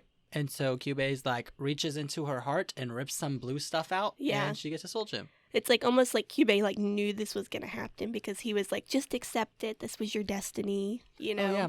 And she falls into the flower petals, and she's like, I am not scared Anymore. And pretty much we had a scene change to school, and Hitomi's like, oh my gosh, I'm so tired. Like, I didn't. Basically recaps about Yeah, what she's like, happened oh my last gosh, I night. was with the police so late last night. Everyone's like, oh my gosh, that's so crazy. And I'm like, bitches, y'all know. But like, it's funny. And then Homura's all like glary, and she's all like, typical Homura. And then Yeah, basically it just recaps what happened Yeah. last night. and then there is a scene, light colors. Like, this is one of those light moments, like bright colors. They're sitting on the side of the river. It's a classic scene for Sayaka and Madoka, and they're talking. You want to just talk about what Sayaka's talking about? Yeah, they're kind of just talking about. We finally realize now like why Sayaka made her wish, Oh, and yeah. it was to cure Kosuke's hand. Mm-hmm. Because he wasn't going to be able to play the violin anymore, and so she decided that she wanted to. Hold up. Why did she not just heal all of Kosei and just his hand? It makes no sense to me. No idea. She's stupid. Okay, sorry. Continue. Whatever. She could have literally wished, like, how about everyone in this hospital is healed? Or how about there is no pain? I'm like, girl, you could have gone with the moon with this. But instead, you just want to save his single little hand. Why didn't you just, like, sorry, go on. But yeah, it's kind of like Madoka and Sayaka just kind of talking, and she's asking about, like, being a magical girl and if she's scared. And, and Sayaka's like, she feels like this is the right move for her, and she feels like it was her destiny. And, and they're kind of just having a talk about, like, oh, are you scared? And she's like, no, I'm definitely not scared. I feel like this is the right move for me. Yeah, and then Madoka's like, oh, well, maybe if I became magical earlier, maybe mommy wouldn't have died and stuff. Blah, blah. And Sayaka's like, that's part of the reason why she wanted to. But then Sayaka is like, no, Madoka, don't think about that. Like, it's in the past. We can't do anything about it. Don't make the wish. There's no point, kind of thing. She's like, I'm here to protect everyone. I'm only here to protect my friends. Yeah, she's kind of like furthering her distance from Madoka by basically saying that, like, you don't have to be a magical girl. Yeah, and she's like, what regrets do I have? There's no regrets. This is my destiny. All right, so now we change to the scene where Sayaka is at the hospital with Kiyose, and they're kind of just talking, and he's like, wow, like, my hand's better, and he's like, wow, this accident just kind of seems like a bad dream. Yeah, and then pretty much they go up to the rooftop where we realize is where Sayaka made her wish, and he plays the violin, and Sayaka's happy. I think I don't get the vibe she's happy though. Personally, I don't think she's happy. I think there's this overarching. I could tell that there's like this underlying thing that she was hoping that something more would happen. Yeah, which if she just wanted him to love her, like she should have just wished for that. But that's fine. She can say as much as she wants that she doesn't care what happens between her and Kiyose, but there's definitely underlying thing where she's like, man, I want her. Yeah, I want him. Not exactly. her. I want him. Next, we have the scene of Kyoko staring through these like glasses things at Sayaka, and she's like, oh, this is the new girl. This is the wish she made. Oh my gosh, she's so weak and pathetic. Blah, blah, blah, blah. And Kyubei's all like, well, she's the new magic girl. Blah, blah, blah. What you gonna do about it? And she's like, I'm gonna go kill her. And then she's like, well, there's another magic girl in town. Her name is Homura, and she's a serious irregular. And this is the first time we hear Kyubei acknowledge and another magic girl acknowledge that this other powerful magic girl, Homura, is unusual. Which we kind of knew she was unusual. She's kind of weirdo. Yeah, but and like, there's something off about Kyoko's her. like asking all these questions about And Homura. Kyubei's saying things like, And he's like, I don't know. He's like, I may have made a wish with her. In a way, I may not have. And she's like, what do you mean? You don't. She's like, you idiot. Yeah, it's like Kyubei never says that he made a contract with Homura. But never says that he doesn't. Exactly. And I'm like, okay, Kyubei, you too much. I was like, you exhausted. Yeah, this is kind of the first time that we're seeing that Kyoko is really the wild card of this like anime. And then we switch to Madoka and Homura sitting in a cafe talking. Mm-hmm. And pretty much Madoka's all like, oh, he's dead. And like, and Sayaka's now a magic girl. And Homura's like, are you eating my warning? And she's like, yeah, I don't want to be magic girl, blah, blah, blah. And then do you want to kind of talk about this one scene with Homura? Well, she's kind of like just, Madoka is like explaining all of these, good qualities that Sayaka has, but then like Homura is kind of like, oh, these are bad qualities for magical girls, not good qualities. Like that's what got mommy killed. Yeah, and exactly. You want to describe that like whole camera angle and like analogy? Yes. We see like in this scene a whole bunch of like weird close-ups and very similar to Ouran High School Host Club close-ups actually. Yeah. Like the weird below the face camera angle looking up.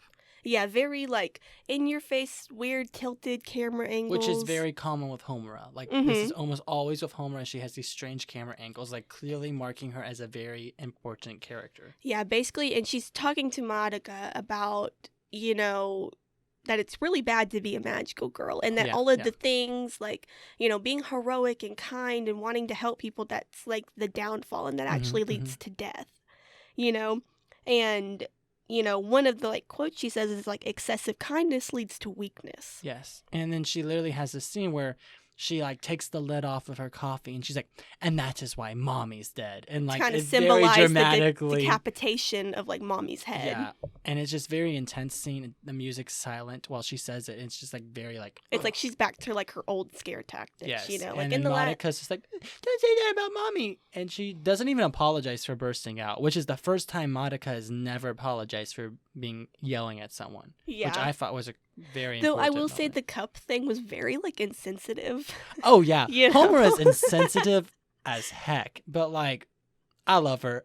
Let's be honest, in this anime, I'd be Homura. I'd be like, that's why mommy dead. Too bad. Let's go be magic girls. Don't be a magic girl if you don't want to die. I would be ripping that cup off too. And then Madoka makes a request of Homura and is like, hey, I know you don't like Sayaka and she's a little strong-haired and she's kind of stupid, but can you go protect her for me? Yeah. And Madoka, and this is my favorite quote from Homura, is like, you should forget about Sayaka Miki.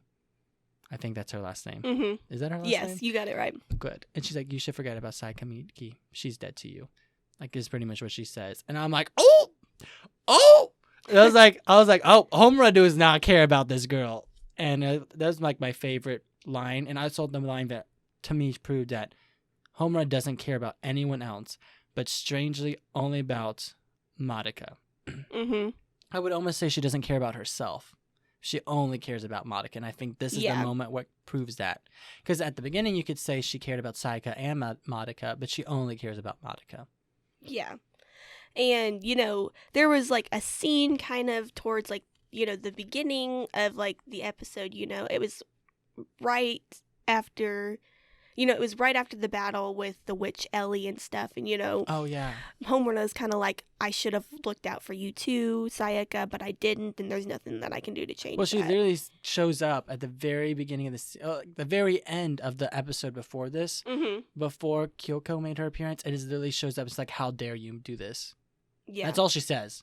I was like, okay, Homura, you like made your point clear. You are like, do not become a magic girl, and next thing we have is Sayaka and Kyubei. Sayaka going out to fight some witches. Yeah. So do you kind of want to describe this going to go witch hunting and what Madoka does? Yeah, so Sayaka is getting ready to kind of like go out and do her very first like witch hunt as like a magical girl. And so she's leaving her apartment and she runs into like Madoka, and Madoka's like, I'm not very strong. I might get in your way, but I want to come with you. Even if like you stop me, I want to come with you. Yep. And it kind of just shows like, even though Sayaka put herself in this very dangerous situation, that Madoka is like still her friend. Yes. Through and through. And Kyubey is like, well, you're stupid. Like this is gonna be dangerous. And it's like, and then she's You're like, a trump card. and then she's literally like, and then Kyubey is like, well, in case if anything ever happens, you're gonna be the most powerful magic girl ever. And then Sayaka pretty much is like, well, we should bring Madoka with us because she helps me be more rational and I won't be so reckless. Because let's be honest, I'm reckless. And I'm like, yeah, you are. And they go hunting and they find a familiar they're gonna go attack. And in the middle of about to kill the familiar, Kyoko shows up. Oh, that was creepy. We're in sync. I hated that. So That was awful. yeah, Never again. Kyoko shows up and she's basically telling the girls, like, you're stupid for going after a familiar. It's not a witch. It doesn't have a grief seed. Why are you going after this familiar when you could be going after witches? She's like, it has to kill 4 to 5 people before it becomes a witch, and then go get it. And like Sayaka's like, oh my gosh, what's wrong with you? And like you can definitely tell that like these two girls have different ideas of like morals. And they're so stubborn that they're not going to compromise on it. And they, of course, you know what they do? They fight. Fight to the death. And throughout their like whole like confrontation and stuff, it's like Kyoko is clearly stating that being a magic girl is it's about survival and not helping people. Yeah, you made the wish. You should survive, And we kind of see Kyoko's fighting style. She has this like giant sickle that breaks up in the middle. It becomes like, it's really cool. You guys just you really have to watch the fight scene to understand. But I will be honest, this is one of my favorite fights in the entire anime. This fight between these two magic girls. I like this fight mostly because it just shows with the camera angles and the different shots and stuff, it shows how powerful of a magical girl Kyoko really is. Yes, and it also just shows how great this animation is in this anime and how diverse it is. From the witch's labyrinths to the intense magical fight scenes. It even shows the transformation moments in this, either in this scene or one of the later scenes, but it shows Kyoko transforming into like very classic magical transformation, And it also shows that Kyoko has these like grid-like powers where she can create barriers to prevent people from getting hurt or trapping them. And then it also shows that Sayaka, because she gets the crap beaten out of her, literally beaten out of her, and it shows that Sayaka has this like fast healing ability because of her wish. Yeah, I don't know if you like noticed and stuff, but like on the ground and stuff, like when she's healing, there's like music notes. Oh yeah, I did notice that. And it's kind of like, I think, oh, that's like a little parallel to her wish to like heal Kyosuke's hand so he could play violin and all that. So I can tell that for sure that each wish, I think each magic girl, they talk about the wish they have and why they have the powers they have. I think a lot of it's kind of left out in the anime, but probably talk more in the manga. I know that Sayaka's is confirmed, Homura's is confirmed later. Mommy's is never really talked about, but I think it's the idea of survival and like luxury. Because I think she gets everything she wants. I don't really know. I never talk about it. Are you talking about like their wishes? Yeah, and why the powers they have relate to the wishes they have. Okay. Yeah, there are like some of like I don't think Kyoko's wish is they ever explain directly her wish, but I don't understand how her power relates to her wish. The only one we know is Homura and Kyoko's. Yeah. And I think I want to like research more in the manga to kind of find that out, and we might do a follow-up episode or something like, guys, we figured this out. If the fans want it, if you guys want us to do it, please let us know. But that kind of. But yeah, this whole kind of fight, just like, Kyubey and Madoka are just kind of sitting over there on the side, and, Madoka's like, stop it, make them stop. And Kyubey, of course, is like, you can stop this if you make a wish. Of course, bringing up another contract, Another contract with literally the devil. Not actually the devil. Kyubey's not the literal devil, but figuratively, he's literally the devil. Yeah, the figure of speech making a contract with the devil. And then, like, this is what's cool. There's a lot of water flying around in this scene because the pipe's broken, and the raindrops stop, and you see Homer up here walking through in the reflection of the droplets, like, that's not going to be necessary. And she shows up being a badass and just, like, stops this fight. And she stops, like, saves Sayaka, and then knocks Sayaka out, and everyone's like, what side is Homer on? And Homer is just, like, super powerful. And Kyoko's like, oh, you are the irregular, you're the powerful one. And she's like, bye. And she like eats out. And then that's episode 5. That's episode 5. So to episode 6. Just recaps the fight. That's the intro before the actual opening is just You the know, recap of the fight. a lot of different quotes from Homura in this opening scene. You know, she's an ally to those who maintain their composure, showing that she's kind of like this third party, Hmm. you know, and Homura lashes out at Madoka for, you know, playing into what Kyubey wants to do and, Yeah. you know, for falling into that trap that Kyubey basically kind of set for her. Yeah, she's like, you should forget about Sayaka because she's going to be dead to you. If you keep doing this, you're going to get killed. And then we have a scene change to Kyubey and Sayaka chilling in her room, and we kind of find out what grief seeds and soul gems are a little bit more. So you want to describe that a little bit and how that whole process works?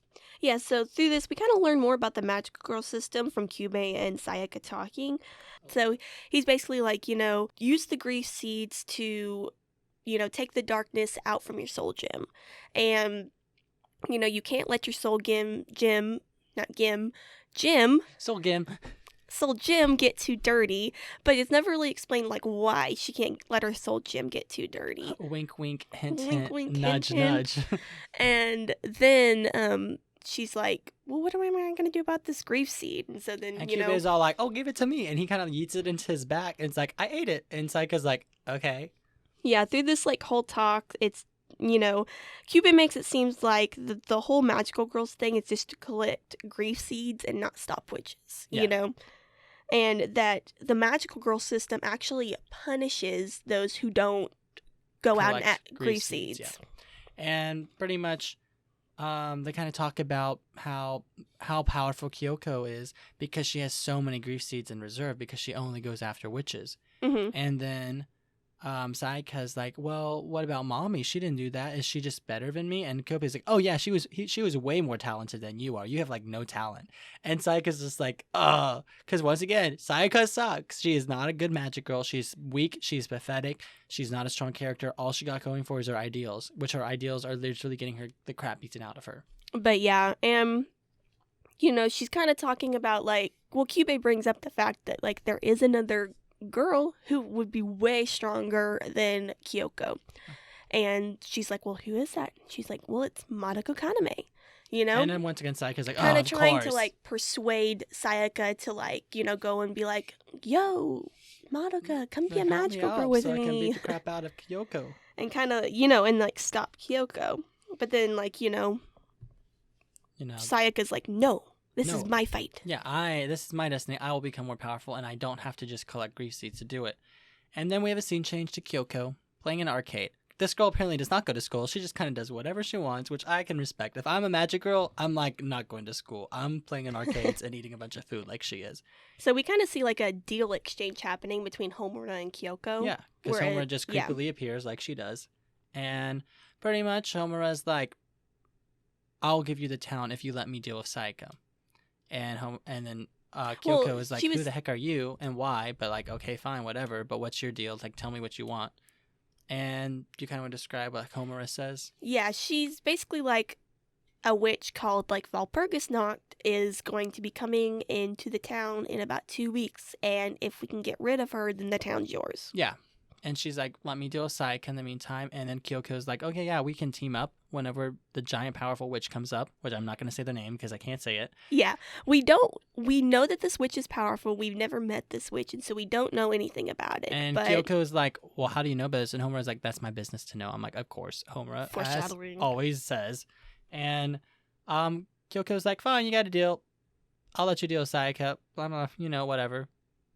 And then we have a scene change to Madoka and Sayaka talking. Because they're like, so Sayaka and Kyubey are trying to track down the old witch, like where the familiar went, and they can't track it because the scent died and stuff. And so Madoka shows up, it's like, Sayaka, go make amends with Kyoko. Like, you guys should talk. And Sayaka's like, that was a battle to the death. Like, there is no way we're making amends. Every blow we were crashing was to kill each other. Yeah, Sayaka does not back down from her convictions, and through all this, she's like saying that all magical girls are like Homura and Kyoko, and they're only after grief seeds, and that's why mommy died, because that's what Homura was after. She was only after the grief seed.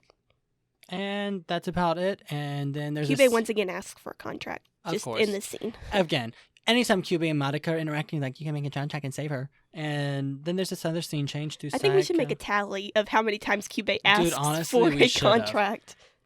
So then we have depressing Madoka trying to sleep at night at her house. And you kind of want to describe this scene. This is like, I think, in my opinion, this scene interaction is one of the most interesting character development moments I've ever seen in anime, and brings up really great topics of just conversations in day-to-day life. Yeah, so Madoka can't sleep one night, so she goes downstairs to see her mom. And we kind of get a little bit of taste of moral relativism from Madoka. Yeah, Madoka. That's what we're going to call her. I love Madoka's mom. She is one of my favorite characters in anime because she's a strong, independent woman, but also very assertive in her beliefs, but also just gives great freaking advice. Do you kind of want to describe some of the advice she's giving here to Madoka? Because Madoka describes her dilemma, and do you want to describe what Madoka says? So, yeah, she basically, as I said, gives us kind of a taste of, like, moral relativism, where she says, just because you keep trying to do what's right doesn't mean you're guaranteed a happy ending. Which is some of the best freaking advice I've ever heard in my life. I love that line. I literally kind of live by that principle in my life. Which, of course, Madoka's like, well, that's kind of stupid, Yeah. And then Madoka is like, oh, I've done such a great job raising you. You've never lied. You've never done anything wrong. You're such a great girl, and you're going to be a great person. But sometimes you just got to do the wrong thing to slap them, like knock them back into their senses. Yeah, so she suggests kind of doing something drastic in order to get Sayaka's attention, because this whole conversation's about Sayaka. Yeah, which of course Madoka, okay, this is one of the things that also upsets me. I don't understand why Madoka didn't just come clean to her mom. Because she has never once lied to her mom. Why doesn't she tell her everything going on with the Magic Girls? I think if she did, I think she would have got a lot better help from the beginning. Because we're at episode 6 right now. And I think if she just came clean to her mom, I think her mom would have helped her through this process a lot more. But, sure enough, we can just get this type of advice, which I think is still freaking great advice. I mean, yeah, it basically shows, like, even though, like, Madoka's, like, in middle school and stuff, how, like, mature she is to receive that kind of advice. Yeah, and she's like, I can't wait to grow up and drink alcohol with you, Mom, because it sounds like the adult's hard. And she's like, that's why we get alcohol. Dude, when Madoka was like, being an adult seems great, I was like, no. No, honey, stay a child. Given, if I was a child dealing with the stuff Madoka's dealing with right now, I'd rather be adult. I'd rather have my life right now than that stuff. Yeah. That's stressful. But, pretty much, that's kind of their conversation. Pretty much, Madoka gives the dilemma, do something or do nothing. Do you want to keep things the way they are and end tragically, or do you want some tough moments and practicing these hard moments now while you're a child before you're a grown-up to understand how to do these and maybe get a better result in the end? Some great advice, not only for Madoka, but viewers. Viewers, all of you guys should take this to heart, because this is honestly some really great freaking advice. Because sometimes people don't want to hear the truth, and you got to just tell them, which Mo can vouch for me. This is kind of my personality in a nutshell, is I give unsolicited advice whenever I see it, and it can come off as an a-hole sometimes, and I am sorry. All of my fans out there, all of our fans who will interact with me one day and I am rude. I am sorry. I don't mean to be in just that way. All anyway, right, let's go on to the next scene. I'm rambling about my life. Because we are in the last part of episode 6. So. Which, okay, fair warning, in my opinion, this moment, this scene that's about to come up, this like reveal, I think is the biggest turning point in this anime. Even more so than Mommy's death. I think this moment truly changes the tone of this anime. I think that there's one more scene later on that's about to come up, like in later episodes, that's going to... Oh, yeah. Yeah. Okay, you're right. But I think I definitely think this is definitely the mid-season climax for a good reason, because this really changes our perspective of Magic Girls. So let's get into it. So the scene starts with Sayaka going to the hospital and seeing that Kiyose is not there anymore. Because he's been magically healed. Whoa. So he's been released because he's making great recovery. So he goes back home. And he goes home. And then Sayaka's being a creep outside the door. And kind of listening to his violin. And so then Kyoko shows up. Yep. And you know what Kyoko does? Starts mocking her. And Sayaka's ideals and why she made the wish and how stupid she is. And then Kyoko gives an offer. I'll go break his bones again where he can never heal them again, and he'll be completely dependent on you for the rest of his life. You know, kind of like, you know, basically saying that, like, with, like, Sayaka's ideals and stuff, that her, like, existence is, like, wasteful to, like, the magical girl, you know, like your community. wish. The wish is your wish, and you need to make a wish that only matters to you, and you should use it and always try to protecting that wish. In Sayaka's case, she'll never be able to use her wish again. Like, there's nothing great for her. Eventually, Kosei will die or move on, and she gets nothing out of it. Whereas Kyoko's wish, which we'll find out later, is actually something she gets every day. But exactly. Pretty much, they're like, you want to take this? You want to fight now? You want to fight? Catch me outside? How about that? Oh. Oh, I didn't think that was going to come from your mouth. I didn't like that. But they are kind of like, catch me outside. How about that? Yeah, and so they go to, like, some... I hate myself. They go to, like, a this sky bridge thing in the middle of the night. Okay, also, these girls are fighting in the middle of the night, given. But they're glowing magical girls. I would assume someone would see this going on, but I guess anime nobody logic. does. It's anime logic. logic. You Magical can't question, logic. You can't question anime logic. That's true. This show's pretty messed up. And so, you want to describe what Kyubey does? So Kyubey, he's kind of like a little sneaky little dude, and he's like, Madoka, Sayaka's in trouble. Hurry, come quick! Sayaka's in trouble. I'm like, you stupid. Okay, fine. So you got your two magic girls scoring up for round 2. They're like, oh, we're gonna fight. Kyoko's ready to go. They're and ready then to fight. Sayaka's like, you know, getting her soul gem out, like, hey, let's go fight. And then Kyoko does her, like, magical girl transformation thing, but I'm pretty sure it's the only time in the entire anime we actually see magic girl. Oh, I guess Mommy did, but she has a very, like, Sailor Moon transformation. Yeah. And I'm like, oh, that's a hint. And she's ready to fight with her, like, giant scythe. And then Madoka's like, no, Sayaka, don't do it. Don't fight. That's how Madoka And then, sounds. like, Homura shows up, and she's like, I'll fight her, you know, and everyone's like, what side is Homura on, you little backstabber? And so then Madoka decides to take her mom's advice into action and do something drastic. Yep. So she takes her soul gem and yeets it off the sky bridge. And, like, this is Sayaka's soul gem. And yeets it off the sky bridge onto a passing truck. And it's a very dramatic moment. Like, great camera angles, crazy music changes. And then Kyubey's like, oh no, you idiot. This is so stupid. Why would you do this? But we see, like, Homura's face go, like, blank, like, oh my gosh, like, what did you just do? She's like, oh crap. And she, like, does Homura, like, sneak stuff and, like, goes away and goes chasing after the soul gem. And then Kyubey's like, Madoka, why did you do that? That was your friend. Like that? Why did you just everybody's throw your friend like, away? what the heck? What is going on? And then Sayaka's body just crumbles. And not crumbles, but falls. Okay, not like it's not like Infinity War kind of stuff. It's like it just falls. And everyone's like, Sayaka, what are you doing? And then Kyoko, very dramatically, grabs Sayaka by the neck and lifts her up in a great side silhouette profile angle of it. And she's like, it's a corpse, and, like, drops it.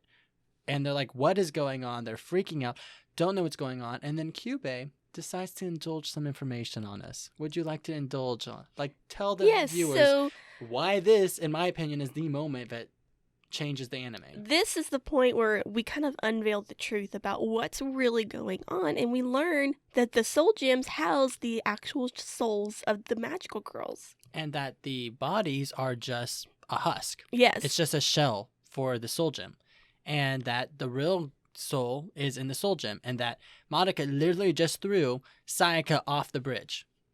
Literally. And literally everyone's like, what is wrong with you? How could you do this? And Kyubey is just like, well, I don't know why you humans always react this way, because... Well, he's like, why would I let you fight in these flimsy bodies? You know, if your heart exploded or you bleed every drop out of your body, all you'd have to do is heal yourself and you'd be fine. Yeah, and that as long as your soul gem didn't get more hurt. Efficient as a compact form, your magic is used better, which also brings up questions like, well, whenever the soul gem gets darker from the witches, that's their actual soul getting darker when the more magic they use. Like, it brings up all these other questions, and the magicals are freaking out. They're like, Kyoko is like, what is wrong with you? Why would you do this to us? Why would you lie to us? Kyubey's like so insensitive, like when he's trying to like explain to the whole thing, and like it he's truly not... shows that he doesn't have emotion, and he's just it's like pragmatic. One of like the quotes that he says is like, why are you humans so touchy about the vessel their souls are housed in? Yeah. You know, like, he literally does not care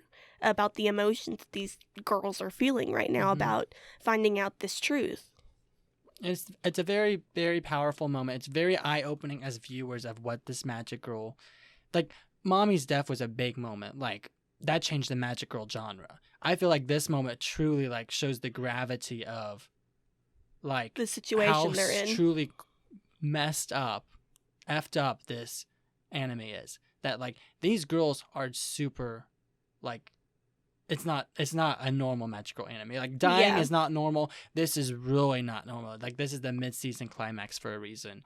But yeah, there's like another moment, and it's one of like kind of like the last moments that's gonna come up and stuff. That's gonna be like the what the fuck moment, you know? Like, I did not see that coming. Oh yeah, later in this anime, because that's like, oh yeah, there's 3 moments during the anime and then the season finale, which of course the season finale is gonna be messed up. But yeah.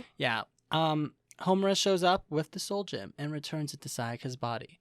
And Sayaka kind of just comes back up, gets her body back. Almost like, you know, when you give some, like, the electro thing with the chest thing, you know, doctors out there. What's it called? You're going to be a med major. You should know. I can't think of it off the top of my head. It's the things where... I know what you're talking about. Not incubators. The fluctuators? Nope. Not the flux capacitor.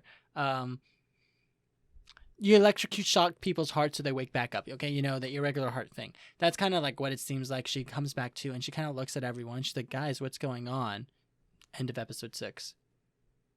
Yeah.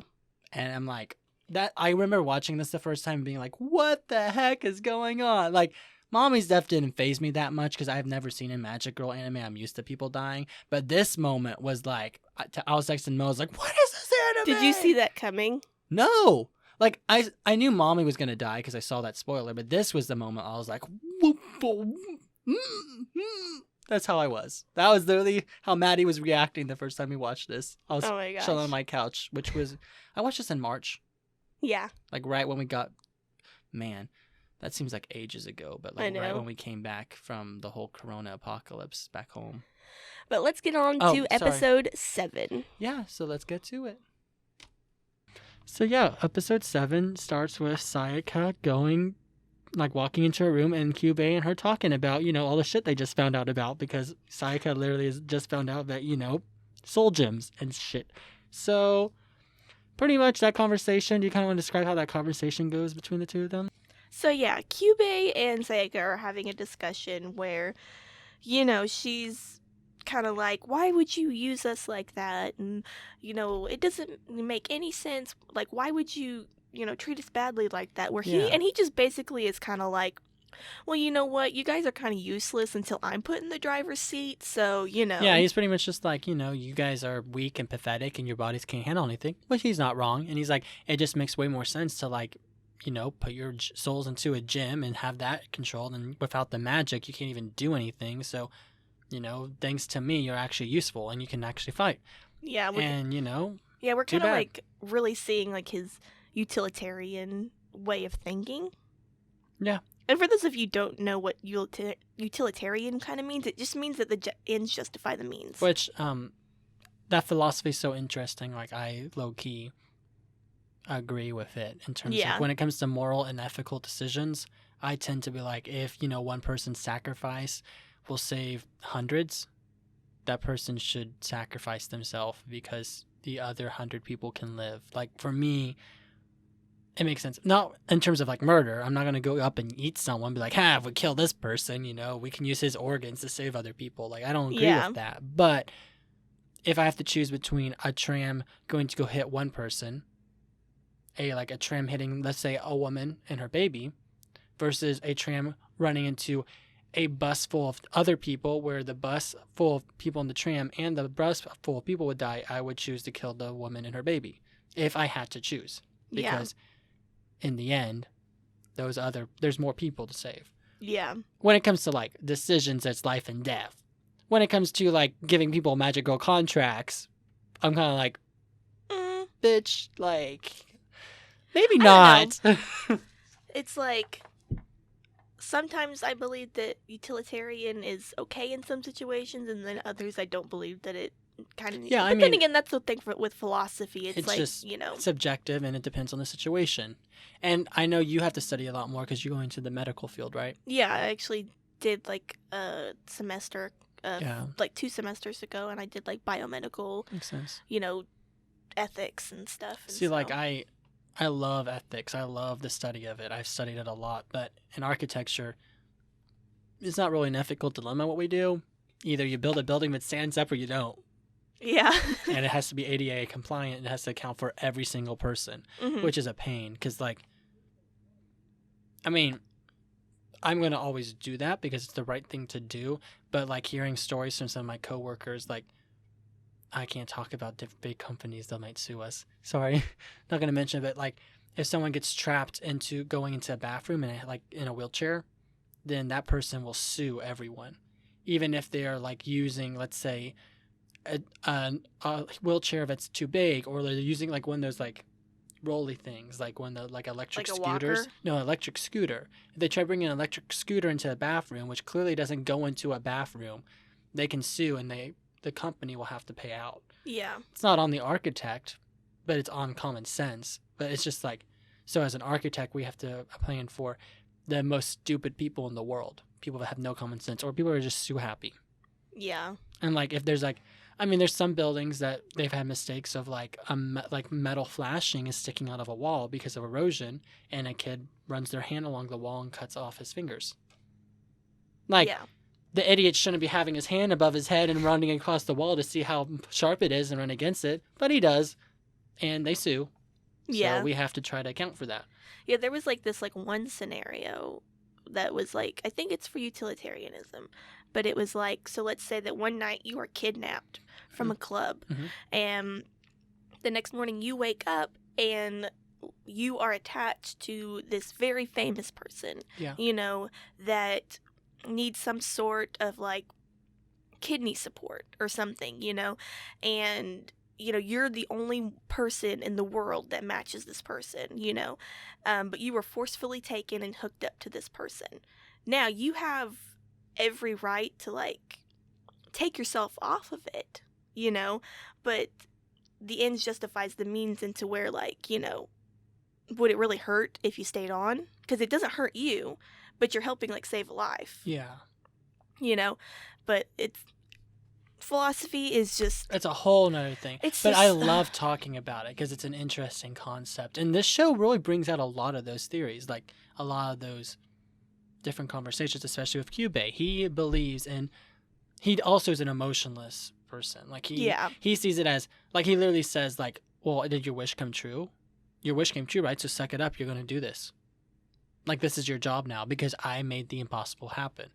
But he's so emotionless. He has no emotions. He literally says that I can't comprehend human emotions. Yeah. So it's like, I don't understand why you guys are so difficult about this. And I'm like, it really highlights it, and I love that Kyubei's made this way.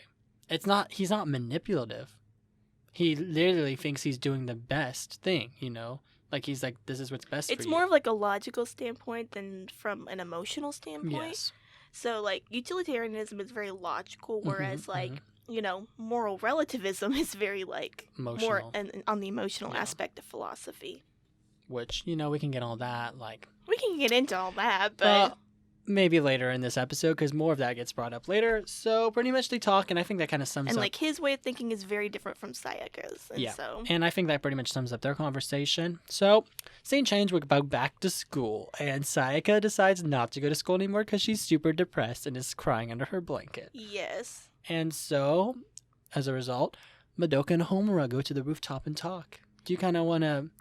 talk a little about this? Just like having a conversation about what Kyubei did and like how it kind of affects the whole dynamic of everything now. And,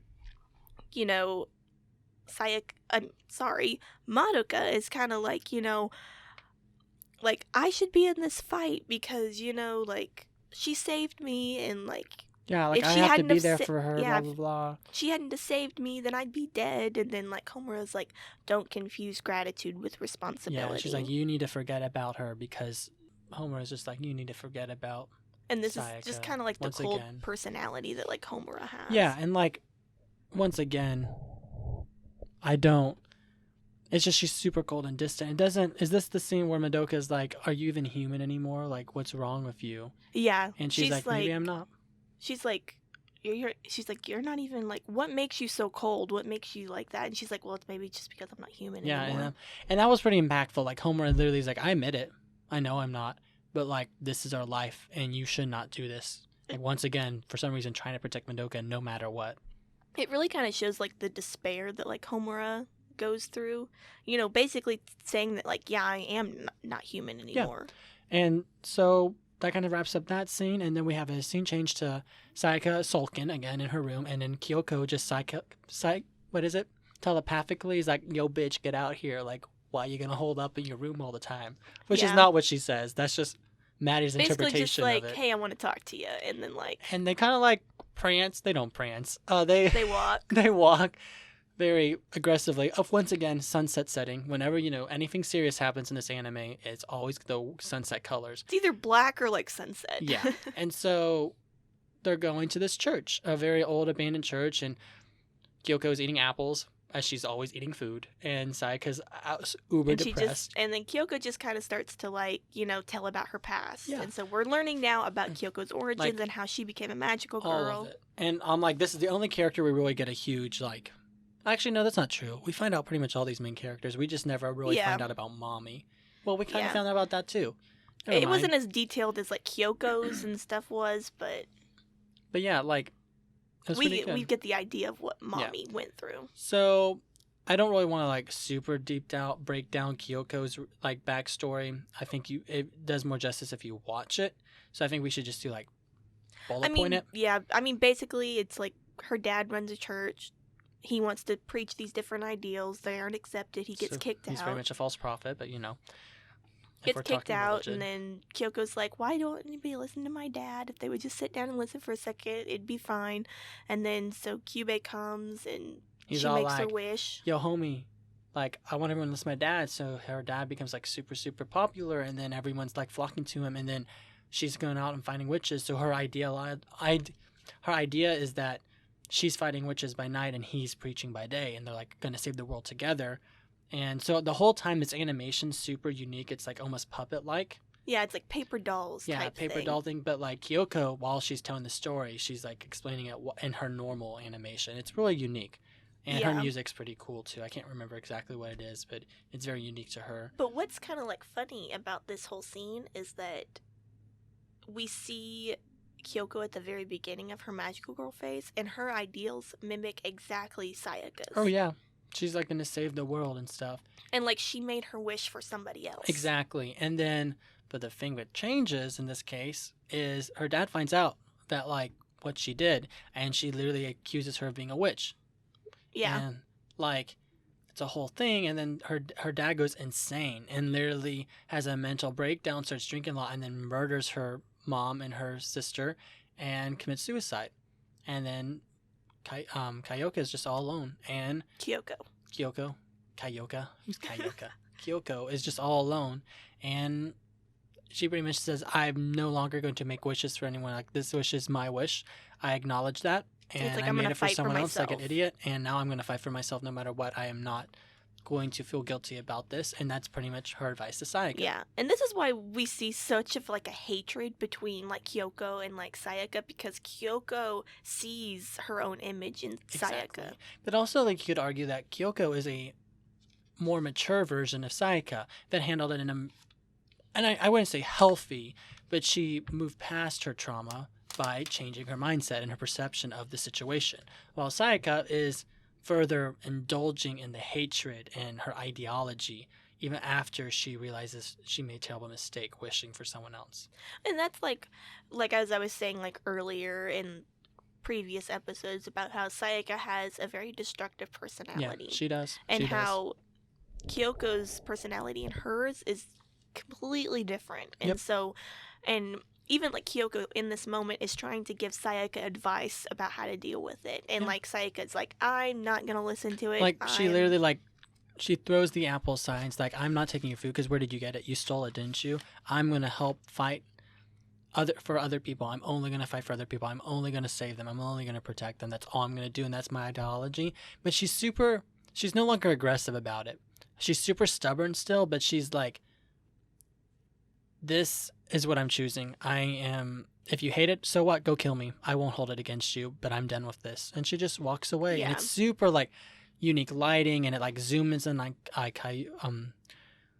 Kyoko, and it's like she's like idiot, she's just aggressively eating her apple while Sayaka's like leaving, and it's cool colors and the music's dramatic, and it's like, oh yeah, this was a Sayaka like ideals. Sayaka can't give up her ideals because her ideals are her identity. Yeah. Without those, she would literally be nothing. Exactly.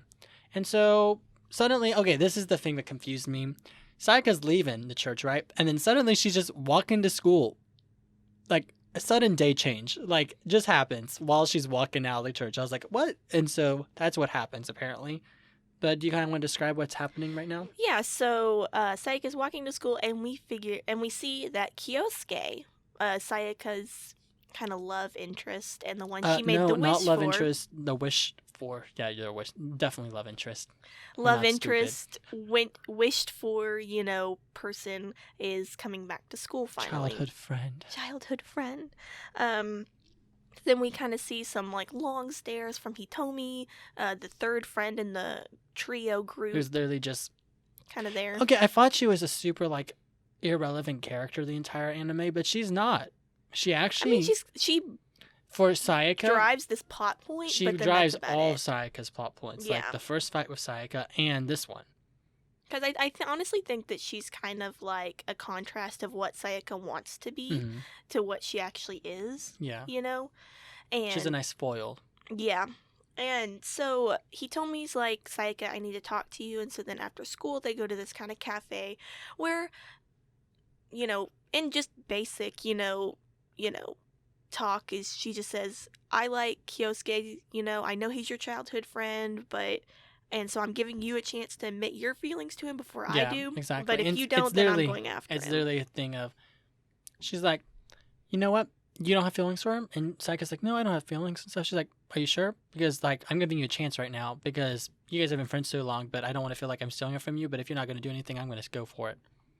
Yeah. And so she's basically like, you need to get like your emotions in check and like figure out, which it's kind of hard. And like, thinking about all that Sayaka has been through, like she has so many emotions going through her right now. Like, she's like in love with Kyosuke, but then again, she's like hating herself for being a magical girl. But then, she's really, indifferent about herself. It's just a normal teenage girl, like feeling that she's not good enough, and so it's like, how can you differentiate between those emotions? And on top of that, she's a magic girl and dealing with all this shit. So, and then the next thing we see is, the thing we know is that she's not suited to be a magical girl. Oh, yeah. Next thing we see is Sayaka's going to go out witch hunting, and Madoka's standing at the door, and pretty much Sayaka has a massive breakdown. He's like, I'm not good enough for anyone. I don't deserve anyone's friendship. Why are you here for me? Blah, blah, blah, blah, blah, blah, blah, blah. And then she's like, I'm just a zombie, Kyosuke will never like me, blah, blah, blah, blah. Very different blah, from, blah, like, blah. the first time when she went out witch hunting, where she was I don't regret anything. This is what my destiny is. And now she's just weak as fuck. And she cries a lot, but then she's like, I feel better now. So then they go. So then we're going into a battle. Yeah, another witch fight. Another witch labyrinth. But this one is very different animation. It's very different setup than like all the other ones have been. It's a silhouetted frame shot. Yes, which we know from this anime. Anytime we have silhouetted frame shots, it's a big deal. It's very like dramatic. Very dramatic. Like... That camera angle where it's just silhouettes. It's always a big major point. So this whole fight's that way, which is really unique. It's black and white with red. Yeah. The blood and stuff is shown. And I was like, it's very intense. The kind of like black and white really kind of represents how Sayaka sees the world now. Yeah. It's, black and white, blocking out her emotions. She doesn't care. She just wants to fight. She doesn't want to feel. Mm-hmm. And so pretty much they're fighting, and clearly Sayaka's outmatched, blah, blah, blah. The fight's going on. Her melody's playing, her music and stuff. And Kyoko comes in and saves Sayaka because she's like, you're so weak, you can't do it. And then Sayaka's like, I can handle this myself. And pretty much what Sayaka does is, we didn't really mention this earlier, one of the things that Kyubey hones in when he has that previous conversation with Sayaka about the whole reason why soul gems exist is because he can reduce the pain receptors on the human body. And as a magical, you can actually control that amount of pain you feel, where you can dull all pain. It just reduces your reaction time significantly. But that's what Sayaka masters. She literally goes in this fight, and she doesn't care if she's getting the crap beaten out of her because she can't feel it. And she savagely beats this witch, like savagely. And there's blood everywhere, and she's just aggressively beating. Yeah. And Kyoko and Madoka are literally like, what the heck is wrong It's with like her? during that whole battle, you can see her like fighting turn from like desperate to just very like hostile. Yeah, it's clear she's having a major breakdown. She got some issues right now. She is not doing hot. And Madoka literally ends the episode saying, please stop, please. And then like this is the thing that we're just like, Sayaka has given up on herself. Yeah. And so that's the end of that episode. We'll go straight into the next episode. Pretty much it's just recapping the fight again until the opening plays. And which I guess we keep forgetting to mention there's openings and stuff, but it's the same opening this whole time, nothing special. But so the fight ends, and you can see that like Sayaka's like falling apart when, they're having like a conversation after the battle. Yeah, but first she gives the grief seed to Kyoko, and she's like, I don't owe anything to anyone, so here you go.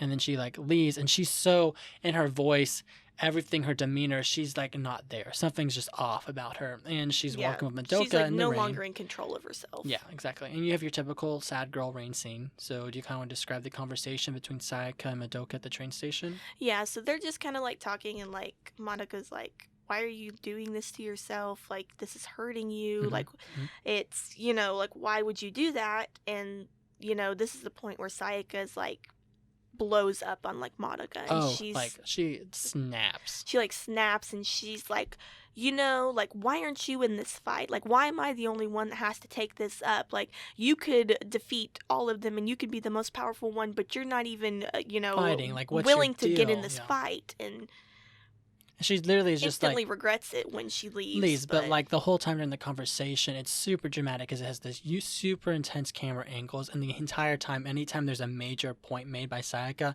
like the rain just drops, the ripples. Every time she says something hurtful, you can see the ripples and the water drops, and it kind of resembles that.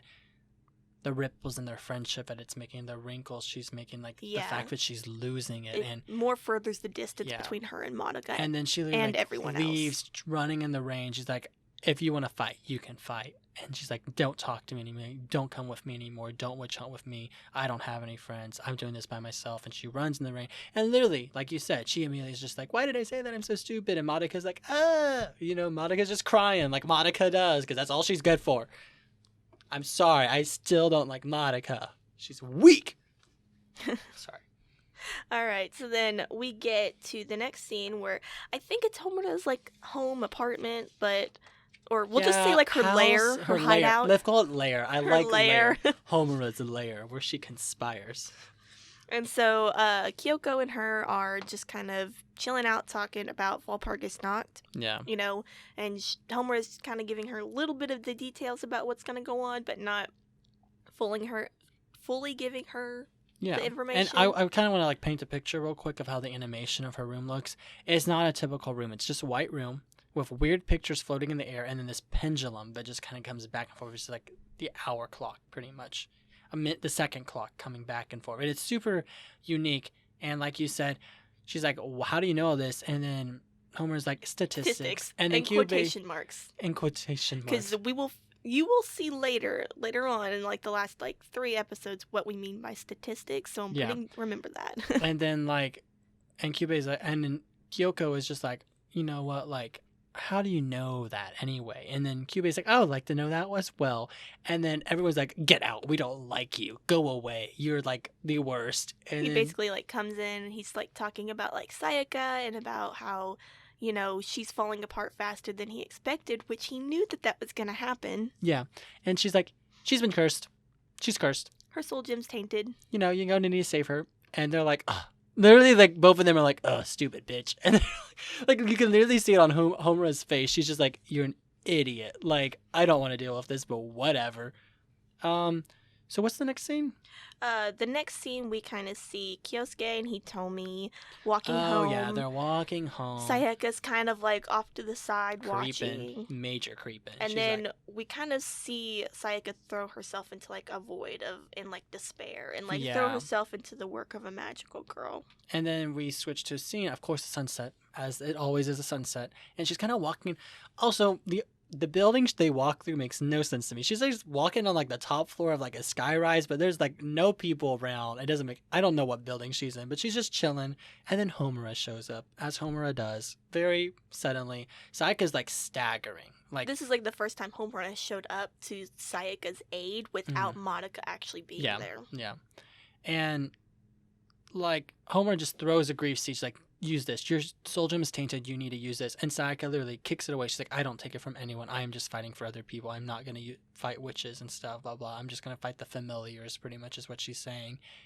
And she's like, why do you care about me all of a sudden? Like, you don't care about me. And then Homura's like, you're right. I don't care about you. You're just making Madoka sad. And that's all I care about. You could tell, like, she's just done with Sayaka's Oh, BS. yeah. And she's just "We're like, done." you're right. I am not here for you. I'm here for Madoka. So, And you like, made her cry, so maybe I should end her suffering now.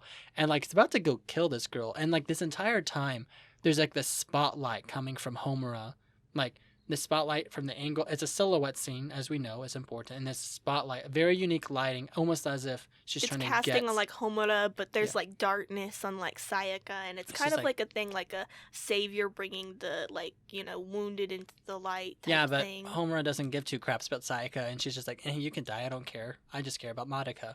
And then at this point, she's like, well, maybe if I just killed you, it'd be faster, and Madoka wouldn't be, suffering. Which she probably should have just killed Sayaka, but we could talk about that later. But then, like, she's about to kill her, and then freaking Kyoko comes up and is like, no, don't kill Sayaka. And she, like, grapples her, and it's like, Sayaka, run. And Sayaka staggers away. She does not run. She's so weak. She's just, like a zombie. Yeah. And then, she's like, oh, you can't use your crazy special technique because I'm grappling you. And then Sayaka, and then Homura is just like, flash grenade, and she just drops it. So Kyoko's like, that's a bomb, and she runs away. This is kind of like the first thing that we see of like Homura's actual powers and stuff, and like what she does. So she uses explosives. Yeah, so like fun, good to know. And so yeah, that's pretty much that scene. But yeah, then we go to which scene, Mo? It's the train scene. This is a very like. Honestly, this is a very iconic scene within Madoka. Dude, this scene was it was really crazy because it had this super unique black and white visuals. Like it's the grayscale. You know, like the Black Clover opening 10 for Black Catcher, very similar color scheme to that opening, which all of our fans that have listened to our top 10 shonen anime openings will understand our reference there. So please check that out. But shameless plug. Sayaka's just kind of like riding the train. She's in the void of herself, you know? Yeah. And then in the background, we kind of hear some like really scumbag guys like talking about their girls and stuff, using very derogatory, misogynistic, words. I wouldn't even say misogynistic. I say just total scumbags. Like they're calling these women some awful things. And we're not going to repeat it. If you want to know, go watch it. It made me mad. I'm like, no one talks about anyone that way. I know. I heard it and I was like, who talks about somebody like that on a public transportation? Right? And I was just like, because also, I'm pretty sure it's pretty common in Japan. You're not really supposed to talk in the train. Yeah. You're supposed to, like, it's like common courtesy. Quiet. You don't talk or don't talk so these on the men phone. are breaking, they're breaking common courtesy. They're breaking, like, they don't treat women quiet. Feminism. Like, oh, they're the worst. But yeah, and then Sayaka pretty much goes up to them and is like, tell me more about your girls. And Sayaka's like, done with it. And they're like, you're a middle school girl, like, back off. And she's she's basically like contemplating this whole time about like, why should this world be saved? Just like scumbags like you are gonna you know. Exactly. She's like, why should we save it? And then they're like, what the crap is this girl's deal? And then she literally gets engulfed in this like black weird animation thing that kind of goes over her whole body, kind of like the taint from her soul gem. Yeah, it just like spreads over her. And then we have a scene change to Madoka, Kyubey, and Homura. Oh yes, we seen because Madoka was like, I need to go find Sayaka, and like she's like running around trying to find her. And then we see her like sitting down on a bench with Kyubey, which you guys all know already what Kyubey's Q's trying to do. do. She's like, oh my gosh, Madoka, like, if you want to save Sayaka, you become a magic girl because you could You're be the most special. powerful in the world. And then Madoka's like, well, can I, like, can I just wish for, like, all this stuff? Can I turn Sayaka back to normal? And she's like, you could be a god if you like, wanted she's to. like, you can literally be top. You can change the time and space. You can change all of it if you just wish for it. And so literally Madoka's like, okay, fine. I wish that. And then Kyubey gets shot. He gets just shot, like blows up by a shotgun. Like 20 bullet holes within Kyubey. And he dead. And then Homura shows up, and of course, she's always like, "You're so stupid. Why are you doing this?" But this is but she's actually like breaking down. Yeah, almost. like she's crying, and Madoka's like, why did you kill him? Blah blah blah blah. She's like, I was about to like make a wish, and Homura's like crying. And she's like, don't go. She's like, Madoka. why would you do this? Like people like love you, like, and why? She's just and then Madoka like runs away, and then Homura's like, please don't, like Yeah, and like. Then we learn that Kyubey, has more than one body. Yeah. And then he does a really gross scene where he, like, eats his body. Yeah, that was weird. And, like, Homer's literally crying while Madoka's running away because she's like, I need to go save Sayaka because she's in trouble. And then this conversation between Homura and Kyubey is we finally figure out that Homura is a time manipulator. Timeline. Yeah, she's like, her magic girl power is time manipulation. And Kyubey's like, you're not from this timeline, are you? And Homura's like, psst. Like, literally, she does that. She does that all the time. She's like, ugh, and she like grinds her uses teeth. noises. Like, which makes so much sense. We're starting to like unravel things, and things are starting to make more sense. Yeah, that Homura has gone through this already, like, or at least knows everyone already. Like that's why she's so passionate about Madoka because they are friends, at least in a different timeline. Because right now she's being a total like cold-hearted bitch, but like. That's pretty much their whole conversation, right? They just like me, And then we learn the information that Homura is from a different timeline. Yeah, and then we have a sudden scene change to Kyoko, which I was so mad. I remember watching this first time. Like, no, can we talk about Homer right now? Like how she's literally like. Yeah, so we're in the last scene of episode 8, which is one of the most dramatic scenes throughout this whole series. Anime. And Kyoko just finds Sayaka on the train station just talking to her, and Sayaka's kind of like talking to Kyoko, and she's like, I understand kind of now a little bit why you just fight for yourself, and like I understand your ideals, and like it was so stupid what I was doing, and yeah, yada yada yada. And she's really like, and it's so dramatic, she literally turns, and it's so good, it's not like over, like I'm not saying that sarcastic, like Sayaka turns to her and she's like, I'm just such an idiot, I just found out too late. And a teardrop falls from her eye, hits her soul gem, and she gets engulfed in the tainted aspect and morphs. Something bursts forward, and then Kyoko gets shot away, and then Kyoko doesn't know what's going on or what's happened, and then all of a sudden a witch appears. Yeah, and then there's just this screaming, and this whole witch labyrinth is very like musical, like it's a giant auditorium, this giant mermaid thing. And Sayaka's body falls to the ground. Kyoko picks up the body and she's like, what's going on here? Like, what's going on? And she's like getting attacked, so she's kind of fending herself. And then there's a sudden scene change to Kyubey. We go to Kyubey, and he's kind of talking about, like, they're like humans call young women before they turn into adults, girls. And so it would only make sense, since they're going to become witches, that they be called magical girls. Yeah, so like it's really confirmed that Sayaka has been turned into a witch, and it literally just sticks with you. That's the end of that entire episode, and it's you're like just the plot twist of the series, blah blah blah blah. You're like, what? Which, I mean, I feel like when she transformed into the labyrinth, I think it was pretty clear as as the audience that's what's happened. But Kyubey confirms it, and it's a very impactful moment. Yeah, and that's the end of the episode, and we go straight into episode 9, which. It's kind of funny, though, that's, like, the plot twist, though, because, like, this show sets it up so well, to where we're not like, oh, this is such a lighthearted show, and then, bam, it's, like, witches, and then you're like, what? It's, like, you kind of expected this to happen, where you're just like, it all makes sense now. Yeah, and it's just like, oh, wow, this is, like, crazy. And so we switch, the new episode recounts the transformation, opening plays, and then Kyoko's trying to like get the body and stuff, and then Homura shows up and saves Kyoko. It's like, we need to run because you can't fight and carry that body. So they eat out the labyrinth, and they're like, walking down the train tracks very Then- dramatically. It's very dramatic. And Kyoko's like carrying, or Homura is carrying Sayaka's body. is it Homura? I don't know which one. It's one of the One two. of the girls. It's probably Sayaka. And Because, she's just like limp and like, you know, how And she the- was when she threw the soul gem off the bridge. Basically. Exactly. And then Madoka, of course, for some reason, is also walking on the train tracks because apparently all little girls run down train tracks in a massive city, but as you do. And Madoka's like, what's going on? Pretty much they have this huge conflict where Madoka's just crying. And Homura's like, this is the fate of all magic girls. You turn into a witch. That is our fate. That's what all magic girls can anticipate. Which, when I was watching, I don't know why, like, Homura didn't say anything at the beginning about this. Like, why she waited until it was actually revealed to, like, Yes. say anything. I feel like it would have, you know, solved a lot of problems. A lot of problems. But we'll find out in the next episode why. We'll get there in a little bit. But it's pretty much this huge conversation. Kyoko is like, what is wrong with you? Like, that is her best friend. Why would you say this to you? Are you even human? And Homer's like, we're not human. We're magic girls. We will be witches. None of us are human.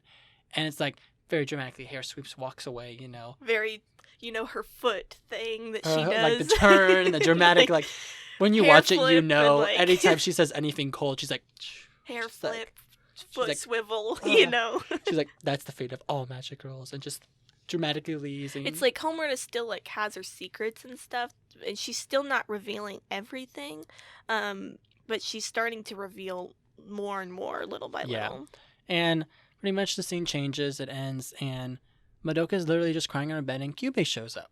And she's like, you're still alive? I thought you died. And she's like, oh, and Kyubey's like, oh, I have multiple vessels, blah, blah, blah, blah. And then they kind of talk about Who everything. Kyubey like, is, and Kyubey finally reveals what his purpose is for being there. Yeah, which pretty much is they're a sentient being that has no emotion, that comes from a different universe, like not universe, but a different galaxy, and pretty much he talks about enthalpy.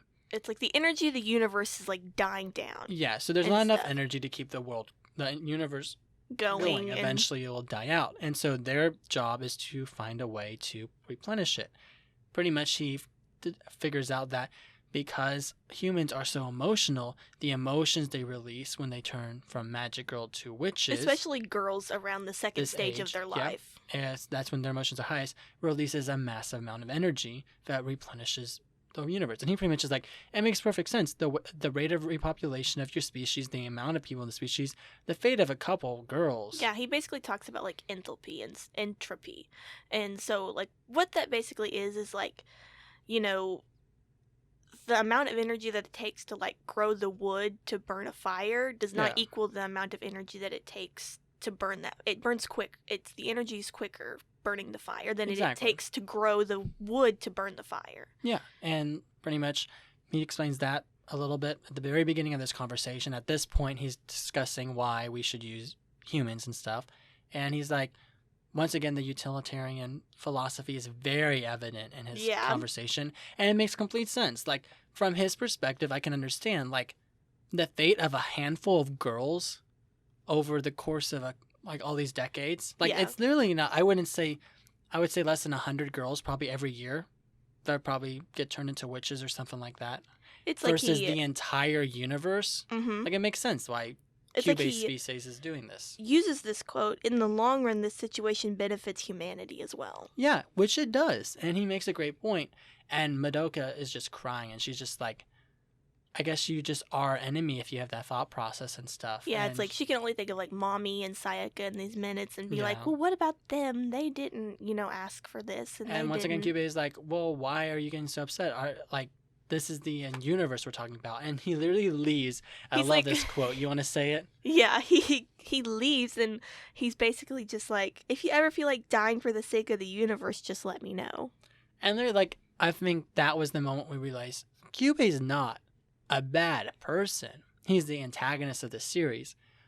But it makes sense why he does what he does. Like, I would say Yeah. out of all these animes they've ever watched, Like, we know that he's not like a normal like cat Oh, type yeah. thing, Oh, you yeah. know? and like I would say out of all these animes we've watched and all these things we've reviewed, like, Kyubey as an antagonist is the most justified in his actions out of anyone. Because he's trying to save the entire universe. And also, like, he doesn't have like human emotion where he like feels Exactly. or like think that it's wrong to do this. Exactly. Like, I bet if it was even like he even said at the beginning of this whole conversation that if his own species could have done this, then they would have done this. Yeah, but they can't because they don't have the emotions to Yeah. it. And it's just very fascinating. But that whole conversation happened. Yeah, so next we have a scene change to Kyoko and pretty much asking Madoka to talk because they need to talk. And they go pretty much they make a plan to go save Sayaka. So do you kind of want to talk about this interaction? It's a very small interaction Mhm. where, Madoka runs into like Kyoko and stuff, and she's like, there is a chance that Sayaka may be able to come back, because I've asked Kyubei and... Oh, yeah, because we didn't really mention that, but Sayaka's... Oh, Kyoko is keeping Sayaka's body fresh, and she asked Kyubei's, like, is there a way to save, Sayaka? And Kyubei's like, well, it's never been done before, but you can sure as hell try. And so... Sorry, that happened right before this conversation. And so we're she's back to like, this conversation. maybe, like, what if there's a chance that, like, we go into Sayaka's labyrinth and you call out to her, and instead of, like, a grief seed popping out, Sayaka's soul gem popped out. Yeah, who knows? She's like, I want a fairy tale ending. Why can't I have a fairy tale ending? I won't say it kind of ruins my, like, street cred, but, like, I want a fairy tale ending. I've always wanted that, and Sayaka reminded me of that, so I owe it to Sayaka to try to save her, and... You're her best friend, so let's do it. And you're the only one that'll get through to her because you're the closest friend. So yeah, this is our best shot. Let's do it. Somebody's finally, like, giving Madoka worth, Yeah. Like, she feels like, I can't do anything, I'm worthless in these situations, and then Kyoko's like, you're the only one that can do this. Yeah, and so they, are going to go do that. There's a brief scene change to Homura in school, realizing literally no one's at school, so she leaves. And then goes back to... I keep saying Sayaka, Kyoko, and Madoka going through the labyrinth, and they're just chit-chatting, and, Madoka's like, why don't we ask Homer to help? And Kyoko's like, we're not asking her to help. We don't need her. Like, this isn't going to go well. They kind of talk about the big, bad, evil guy, Volvork. Valpurgisnacht. Yes, the big baddie. And this is the first time Madoka hears about this, and she's like, yeah, me and Homer have to go fight her, so that's why we ever helped, but let's go save Sayaka. Yeah, and so they go into happens. Sayaka's labyrinth. Mm-hmm. And so Sayaka's labyrinth is a mix of so many different things. Like, I had to, like, look up, like, what her labyrinth really was because it was just so much that I couldn't really distinguish all the different parts. And so, like, Sayaka's witch form is, like, a mermaid sort of, like, person, which resembles the Little Mermaid, like, fairy tale story, of that she believes in, and then it has the huge auditorium, which is the music, and or then there's the train tracks on the floor, where that she literally like lost herself in her void. Exactly, and very great analogies, and now it's becoming more and more clear these labyrinths reflect the madrigals that have fallen, and it's really impactful when you find that out. And so their fight happens, that begins. Do you want to describe the fight, or do you kind of just want to bullet point it? Because it's one of those things you just need to watch it, because it's really powerful. It's all over the place, and you just kind of like, there's so much going on. Kyoko's like, Madoka, try to get through to her, and she like sets up a barrier, and like Kyoko's fighting, and then like things keep hitting her, and she's getting beat the crap out of because she's literally not trying to kill Sayaka. And Monika's like, please save her. Like, oh, you know me, well, come back to us. It's like, I love you, Sayaka. Please, you're my friend. No, that's literally how she sounds, and she's so annoying. And Kyoko is like not doing too hot. She's like, it's like we can see that like Sayaka's a strong witch. Just not a great magical girl. Which I don't know if she was a strong witch or that Kyoko's trying not to kill her. That's true. But I do think she is a powerful witch, because Kyoko says like, "Man, you're still so stubborn, aren't you? Like you're not going to listen to us." And things are not going well. So they're like all desperately trying to fight Sayaka and stuff like that. And then Homura shows up, as Homura does, and Homura's like, Madoka's like passed out on the floor. Yeah, because she's like got knocked out. Madoka is the most useless character in the entire anime. We kind of see like Kyoko like falling into like this pit and stuff, and she's like, "Please God, like in my next life, I was not happy in this one." She's there like, my life kind of sucked. For once, can you give us a fairy tale ending? Yeah. And then Homura shows up. I'm like, oh yay, everything's gonna be great. And then Kyoko's like, you got to get out of here because we can't carry her and fight, It's like it'll get us all killed, and so I'll stay behind and fight. And so then that's the point where Kyoko's like, okay, I gotta in Sayaka. Yeah. Like, there's no way. And then Homura yeets out with Madoka. She doesn't even give a second thought. She just leaves. And then Kyoko loses all of her magic power to do a final attack against Sayaka, and her soul gem shatters, and Sayaka is defeated. And So she sacrifices herself along with Sayaka. yeah, so they both die, pretty much. But then again, it's like a bittersweet kind of moment and stuff because... Not for them, but not for, like, the entire plot of the story. Yeah, We're losing all of the characters. But, like, if you think about it, like, Mommy died by herself, but then, like, Kyoko was like, I'll die with Sayaka. Which is sweet, yeah. And she kind of, like, finally accepts Sayaka and all of her, like, emotions and her ideals and all that kind of thing. Which, okay, I was thinking about this the other day about Mommy's death. So in order for Mommy to have died, the witch had to eat Mommy's soul gem. It was on her hat. I know. I was like, that is so unfortunate for Mommy. If she had the soul gem anywhere else on her body, she would have survived. Yeah. And she would have just had been a headless corpse, but she's still alive. Which, I'm sorry, side note, I just thought about that while I was watching this. But yeah, so Homura leaves with Madoka, and is that the end of the episode? No, Homura and Kyubei kind of have like a little chat. Oh, yeah. Freaking Kyubei! We find out some more motivations. This is when I kind of got mad by Kyubei. So, really, Homura's having a conversation with Kyubei. While Madoka's passed on the couch as yeah, and she's Madoka like, does. would you have stopped? Did you know that, like, Kyoko going there and trying to save Sayaka was pointless? And he was like, yeah, I knew it. And he's like, why didn't you stop her? And Kyubei was like, oh, because it serves a greater purpose for me, because I want Madoka to become a magical girl. Yeah, and she's now like, you're the only person left, and Madoka, that can fight this big, Valpurgis awful not. witch. And pretty much, Homer's like, it's not going to happen. I will take care of it. And Kyubei's like, okay, sure, whatever. And you can tell that We'll Kyubei's see. master plan is going into action. Not even a master plan. He's just his whole plan. yeah, to save the universe, which...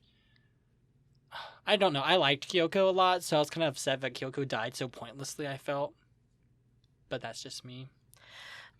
And then that's it. Episode 9. We're getting to the last Yeah. leg of our series, guys. Yeah, and this next episode, I really like this. Because we finally figured out everything about Homura. So, Mo, do you kind of want to talk about this one? We're going to call her Nerd Homura. So yes, I called her Nerd Homura. So, Nerd Homura, it just starts off with her getting introduced to the whole class. You know, she's the new student. Yeah, the first day of school. Very shy. We see her, like, with a very different personality than what we're used to. She is very nerdy, long braids, very big glasses, very shy, very insecure, very clumsy. And she has a heart condition. That's why she's been in the hospital her, like, entire life. That's why she's starting school late. And pretty much... the episode we're at is like the very first episode of the anime where Homer is originally introduced. Yeah.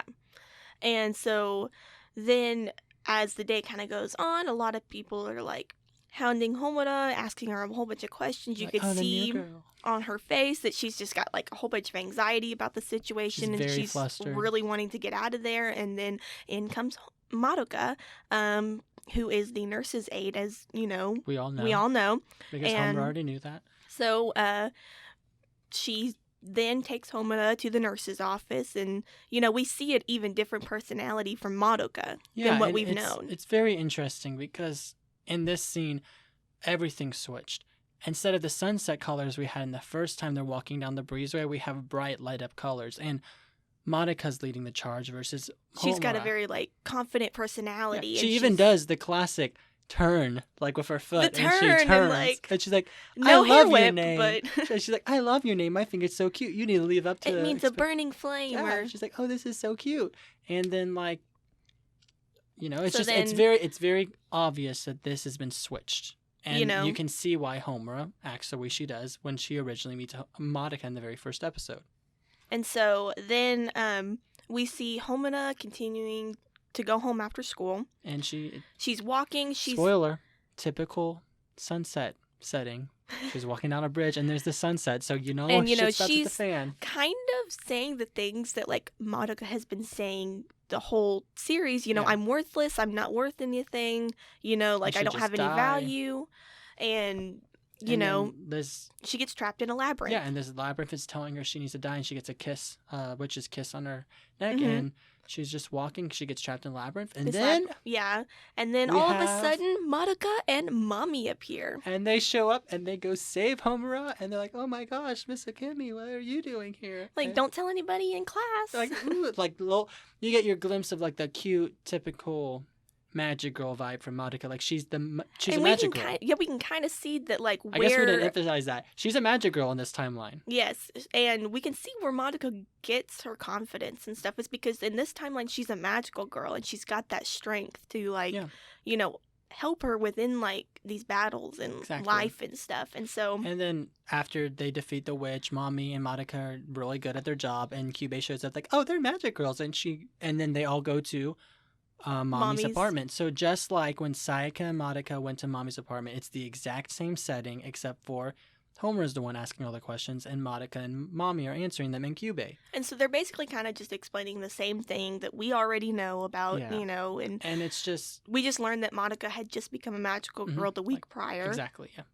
And it's very, very interesting because it's very, very different.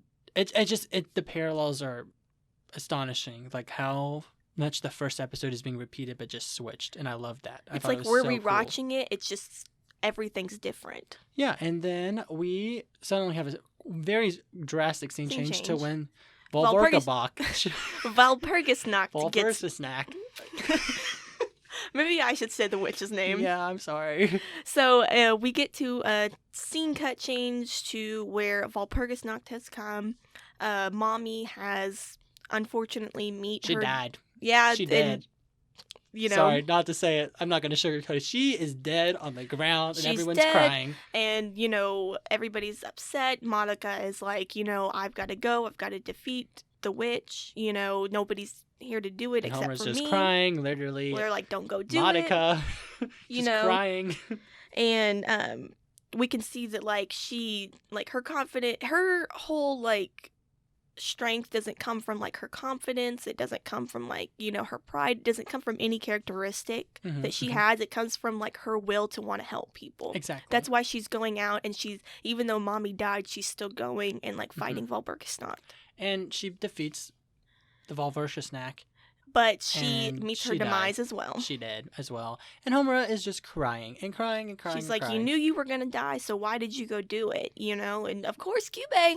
Kyubey Kyubey's is always like, there. hello. Like, you could stop this. Just make a wish, you know? What does your wish want? And then this is when Homura makes her wish, which this is, for me, the biggest frustration in the entire anime. And we'll explain at the very end of the anime. But her wish, I don't think is ever actually accomplished. Yes. But her wish is, I want to redo my meeting with Madoka, and I'm strong enough this time to protect her.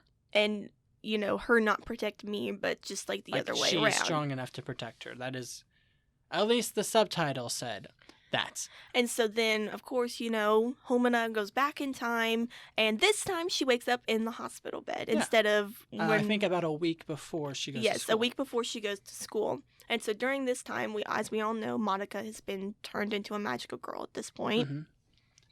And so, of course, you know, Homura is like, gets up, she's excited, she goes to school. You know, she's different from the first time when she went to school. She's very happy, you know, she runs over to Madoka and, And she she's like, literally goes, we can I'm a be magic girl. We can be magic girls together in the middle of class. And everyone's just, and Madoka's just blushing and flustered. And then, like, all these people are just like, You know, and so then they're out training with Mommy. the training montage. Yes, we're kind of seeing, like, Homura's power, and they're kind of, you know, testing it to see, and, you know, how long it can last and all that kind of thing. Mhm. And, you know, they're like, okay, yeah, that's a pretty cool power, but, like, how can you use it in battle? So Homura makes bombs. She goes online and learns how to make bombs. I'm like, she's a terrorist. But, like, it's pretty cool. We get a couple cool, like, witch fighting scenes where Homura, Mommy, and Madoka are, like, helping Homura, like, kill witches. And you can tell Homura is not good at this initially. Yeah. But she's getting a lot better.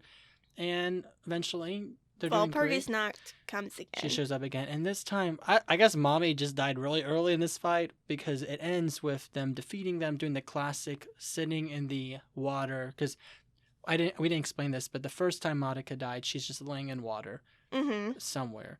and it's very like This time, silhouetted. Madoka is not dead, but her soul gem is very dark, And so is she's... Homura's, right? No. Is that this time, or is that later? No, that's later. That's the next one. Okay.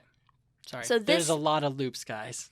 So in this one, Madoka is like laying in the water. Her soul gem's dark. She's groaning in pain. You know, nobody understands what's happening. And then all of a sudden, from the palm of her hand comes a grief seed. Yep. And so then we realize, you know, that's when Homura realizes, like, you know, we're getting turned into witches and stuff. And so Homura then takes out a gun, or never mind. Wrong happens timeline. later. There's so many timelines. This is only one episode, guys. This is one episode. And so then, you know, at that point, once Madoka turns into a grief seed, she uses her time, goes back she again. She goes back in time. She pretty much goes back this time. She warns everyone. Yeah, and she she's decides to warn everyone. No one believes her. Sayaka's being a bitch. And she gets a bunch of guns. Yeah, because she's like, I don't like your bombs. And she's like, I don't want a bomb blowing up in my face. Yeah, you so know? Homura literally breaks into like a gang's warehouse and steals all their guns. And then she starts becoming really good with guns. And and it cuts to Sayaka turning into a witch. Yes, and then pretty much. And then everybody's like, what happened? And then like, you know. Well, like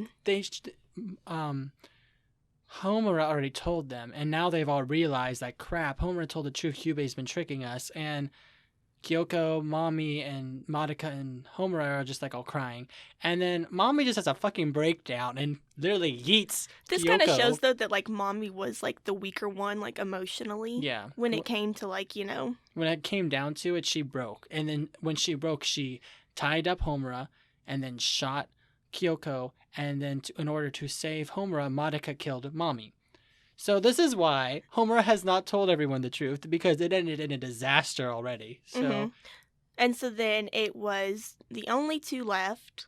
Again. And so then they were like, you know, let's go redo this again. Let's go fight Valpurgis Noct. So they go fight it. They both get tainted this time. And then Homura's like, hey, Madoka, do you have another grief seed? Well, of course they're dying in like the water again. They're very tainted. And Madoka's like, no, I don't. And then they have this long conversation about like, let's destroy this world and let's just, you know, tear everything. Let's take all the evil out and let's just, you know, destroy everything. If we're going to be bad, let's be the baddest thing that, you know. And then Madoka presses a grief seed onto Homura's soul gem. And she's like, I lied, I guess. And then Homura is like, why would you do that? And, you know, Madoka's pretty much like, well, makes sense. There's things to protect in this world, and I want you to protect them. I don't want to ever become a witch. Don't let me become a witch. Please save me from this. Go back in time and stop this. Don't let me make a contract with Kyubei. Promise me that you'll stop it. Yeah. So Homura makes her promise, and that's where she gets. And then, how does it end? You know, then of course, you know, Homura is like, of course, like, I'll honor what you want. And so then she takes out her gun and shoots Madoka's soul gem. So that way she doesn't turn into a witch. Yeah, and this is a very, like, it's that silhouette scene. It's a very dramatic scene. Yeah, it's black and white silhouette, so you know shit's hit the fan. And we don't hear anything, but we only see that the gun went off, you know? And exactly. it's very, like, emotional because we start seeing, like, how much this toll takes on Homura, you know, having to see her friends killed every time and seeing like Madoka, who she regards as like one of her best friends, you know, succumb to this fate. And so Homura goes back in time, and the last line she says in this episode is literally, I will go back in time and save you, and I will protect you because you are my one and only true friend. So is that how that episode ends? Well, we're missing one more timeline. So this time, I'm sorry, y'all. There's too many. So this time she goes back, but then she's like, I am doing this by myself. Yeah. I don't want any help from anybody. She goes to Madoka. Madoka has not made a contract with Kyubei. Yes. And for most of this timeline, she doesn't make a contract with Kyubei. But then again, Madoka does not know Homura in this timeline. And, you know, Homura, we get to Valpurgis Noct, and we're into that opening scene that we had in episode 1. You know, Homura is fighting Valpurgis Noct, you know, and Madoka is, like, sitting there, like, what are we going to do? She's going to die. Oh, yeah, because this is when they repeat the opening flash forward that we saw from the very first episode. Everyone's like, what is this going on? What's happening? But this time it's the exact same click, but Homer's saying, don't do it, don't do it. He's trying to trick you. Now we don't know do it. what Homura is saying and her intentions and all of that. And does Madoka make a wish in this? Mm-hmm, And become... She does. As, like, Homura is, like, falling to her death, you know, or not falling to her death, but falling from getting hit. Mm-hmm. You know, she sees Madoka make a wish, you know, and then it cuts to... Homer and Kyubey talking, right? And we see that Madoka has turned into a witch. One of the most powerful witches. Yeah. And then I think it's in this line that Kyubey's like, I should thank you because the amount of energy that Madoka just released is more enough. We've met our entropy quota and stuff. And she's like, yeah, thank you so much. Because of you repeating this time loop so many times, the karmic destiny has converged onto Madoka.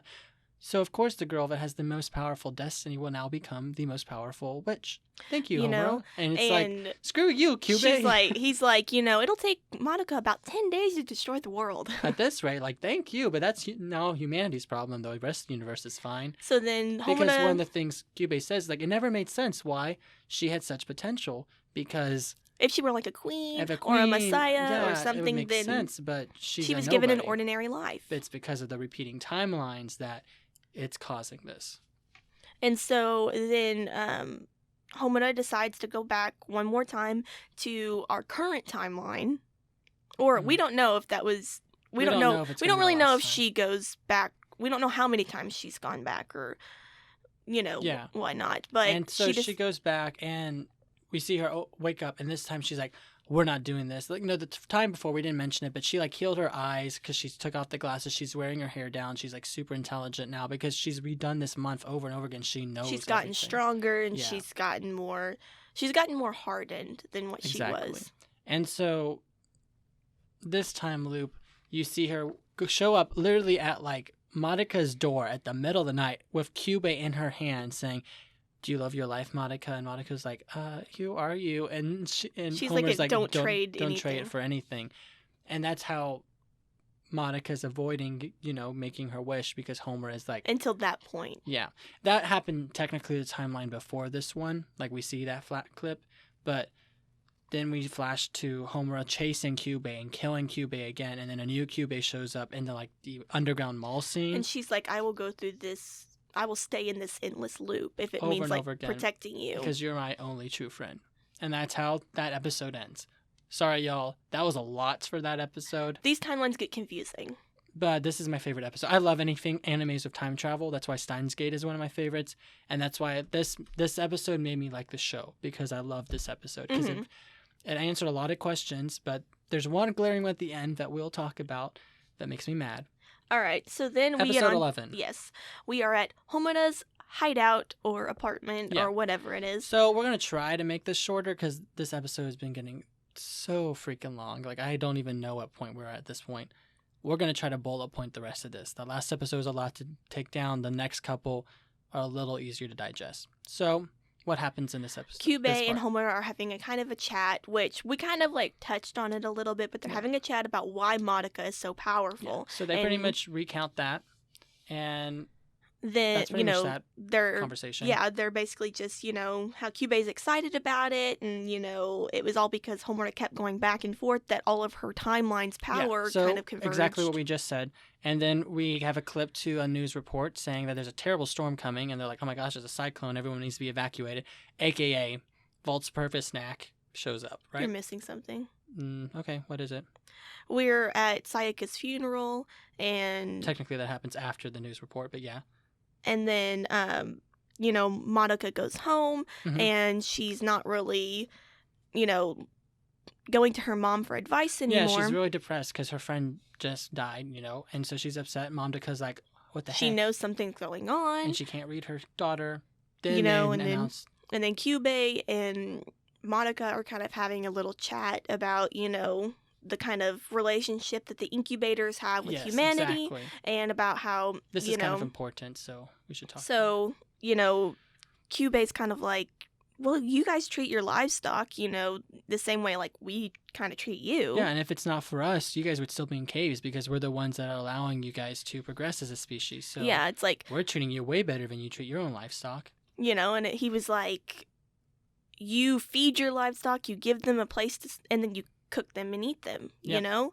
And we do the exact same thing for you, so what's a couple lives worth, the whole entire universe? Mm-hmm. Which we're getting back again into that whole Info philosophy. thing, yeah. And she's just like, I just don't understand your ethics. And then Madoka is like, well, I guess we're just enemies then, because this is not an intimate. Kyubei's like, okay, cool, whatever. And then we have the announcements that, they have to evacuate, but it's a terrible storm. While Burst of Snack shows up, Homura is commencing her fight, right? This is when the fight happens, right? Yeah. Madoka and Momdaka and the teacher kind of have a little talk Oh, about, yeah, they have a little drinking sesh. It kind of we kind of do. see how human they really are in this situation, how they are the teacher's upset because Sayaka's death, and she mentions mommy, and then Momdaka's kind of what's going on, I don't know my daughter anymore, and AKA Junko, as we find out in this episode, her name is actually Junko, not Momdaka, but we're going to stick to Momdaka. But yeah, and they're just kind of really having a little chat about the whole situation, and then we get to the news report about how there's a storm coming, everybody needs to evacuate, everybody needs to go to the emergency shelter. Yeah. And then Madoka, before they evacuate, shows up to Homura's, and they have a little talk. And Homura pretty much tells her everything about Volpurgis stock and the repeating timelines, everything. And how she's done this all for Madoka and everything. And they cry. They cry a lot. Well, Homura's crying. Madoka's like, what the heck's going on? And then we have a scene change to them evacuating. And Madoka trying to process everything. Homura fighting. And this fight scene's actually super cool. Yeah. You want to kind of describe it a little bit? I think you guys should just watch it. Yeah, so Volpurgis comes, and we see that she is a circus witch. Homura, of course, as she has her artillery and her bombs and guns and stuff, she tries her best. She's pulling things up out of the sea to blast Volpurgis Nacht. Yeah, pretty much she just uses a ton of guns and just kills them. The thing about Volpurgis Nacht is Volpurgis Nacht does not have a labyrinth, because they say that she's so powerful that she doesn't need a labyrinth. But yeah, is she composed of multiple magic girls? I don't think so. I mean, I didn't know if you looked it up. I was hoping you did. But I think she's just one singular witch that's just been around for a long time. I was just confused because I saw a bunch of little old silhouettes of magic girls chasing around Homura in the fight. So y'all should look it up. It might make more sense to you if you do. But I'm guessing that's my theory. I should have looked it up. But yeah, she fights. She literally blows the crap out of this woman. She throws a tanker at it, blows it up in a nuclear facility. She blows up this witch, and this witch do not die. Yeah, it didn't matter what Homura threw at Volpurgis Nacht. It just didn't seem to work anything. Yeah. And it was absolutely insane. Then we cut to Madoka and Kyubei having a little chat, and Madoka's do you think that she's gonna be able to defeat it? And Kyubei's like, why does that matter? Yeah, and you're not gonna believe me anyway. And the mood is very set. It's very black and white. They're in a staircase at the VX Center. The trees have this cool animation, Yeah, it's very hurricane-y, thunderstorm. Very eerie, very horror vibes. And pretty much Madoka's I'm gonna go. She makes her choice, basically. She's after hearing all of this, I'm going to go save her. And then Momdaka shows up. And Momdaka's like, where do you think you're going? And she's like, I need to go take care. I need to save someone. Madoka. Oh, yeah. She's like, I need to go save someone. And then Momdaka's like, adults can do, the fire department can do that. And she's like, I need to do it. And then she, slaps her daughter. She's like... She basically thinks that Madoka's throwing away her life by going out there. She's like, what do you think we would feel? And then Madoka pretty much says, you raised me. You raised me well. I'm a good kid. I'm a good kid. Don't you trust me? And Momdaka's like, fine, I'll go with you. And she's like, no, trust me. And then Momdaka's like, fine, I'll trust you. And she lets Madoka leave. And I told you this when we first started this. I genuinely thought that Momdaka was going to go with Madoka and be like, I'm a magic girl too, and I'm going to help you guys fight this thing. I'm a retired magic girl or something. I don't know if that's even possible, but when I first watched this, I thought that was going to happen. And sadly, that does not happen. I was really hoping that Momdaka would go with Madoka to this. Maybe there's some sort of side story or something. I wish. It shows that she is. I think it would have been so cool, I think it would have been a whole nother thing. But then we cut back to Homura. She is defeated. She's thrown everything at Volpurgis Nacht. Yeah, and she's the leg crushed and stuff. And she's bleeding, and she's kind of losing hope, because Kyubei kind of touched on this, that the only reason that Homura hasn't turned into a witch is because she hasn't lost her will to fight. But Yeah. the second she does is she's going to turn into a witch. And that's what's starting to happen. Her soul gem is becoming tainted, and she's about to turn into a witch. And Madoka shows up, and she's like, That's enough. I got it from here. And Homer's like, cuts. no, like, you can't do this. Is that when the episode ends? Yep, and then it cuts. She's like, that's enough. And then, it cuts, and then it goes to episode 12. Yeah. And then the final episode, we finally made it here. And guys, I'll warn you now, this episode is fairly, not abstract, but it's a lot of different textures and colors and mixed into one. And it has a lot of things outside of reality that are played in this episode. So it's kind of hard to understand. Like, watching it a second time, I still don't quite understand a lot of points. So we're just going to kind of hit the big points and say, just watch it. And I think it's supposed to be up for interpretation for certain parts. But pretty much we pick off where we left off. Homer is not doing too hot. Madoka shows up. And then she's like, Homer is like, don't do this. Everything that I fought for will be in vain. Like, if you make a wish with Kyubey, and then, Madoka's like, don't worry, I've got this. I'm not going to let your wish be in vain. Exactly. And so Kyubey's like, appears. It's like, are you ready? The final, will you make a contract? What's your wish? What's your wish? What's your wish that you would trade your soul for? And Madoka's like, I can wish for anything, right? And Kyubey's like, you could wish to be a god with the amount of power you have. And so, do you want to say what Madoka's wish is?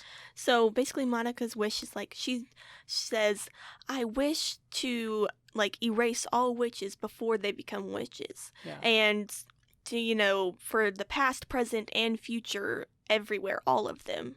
That I take on the burden of their curses, their wishes, and take that away.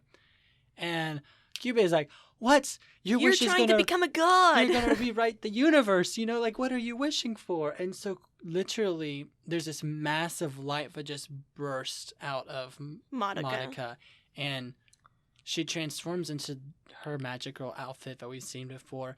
She huge bow with light flaring off of it. And, she pulls it back and she shoots her arrows. Shoots and kills Walpurgisnacht in one blow. One hit.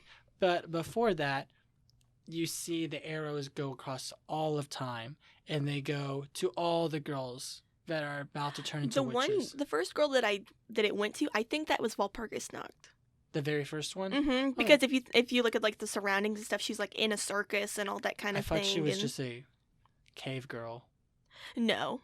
Oh, there is one like that, but the first one I think she just goes to the green-haired girl within. She's around in a circus and stuff like that. We should have looked that up before. I was hoping you did because you have been with the other witches. I think Walpurgisnacht is one witch though. Okay, but yeah, so she literally goes in her arrow, and she's like, pink arrow goes whew, and then she just appears in front of the girl, and she's like, "Don't worry, I'll take it from you," and she absorbs the soul gem, Yeah. And we see we're just gonna hit it.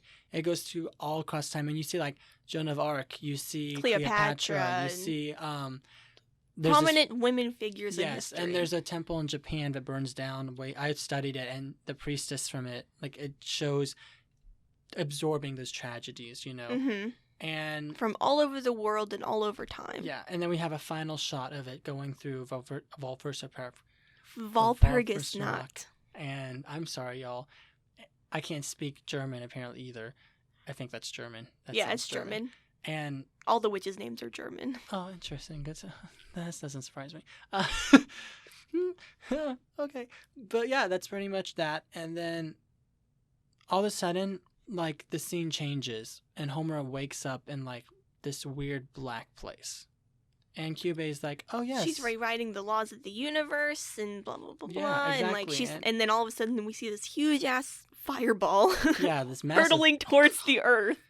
And he's like, that's her soul gem. That's how big her wish was and how big her desires were that she made that big of a soul gem. And it was only natural for that big of soul gem to be the destruction of the entire universe or the entire earth, the entire world.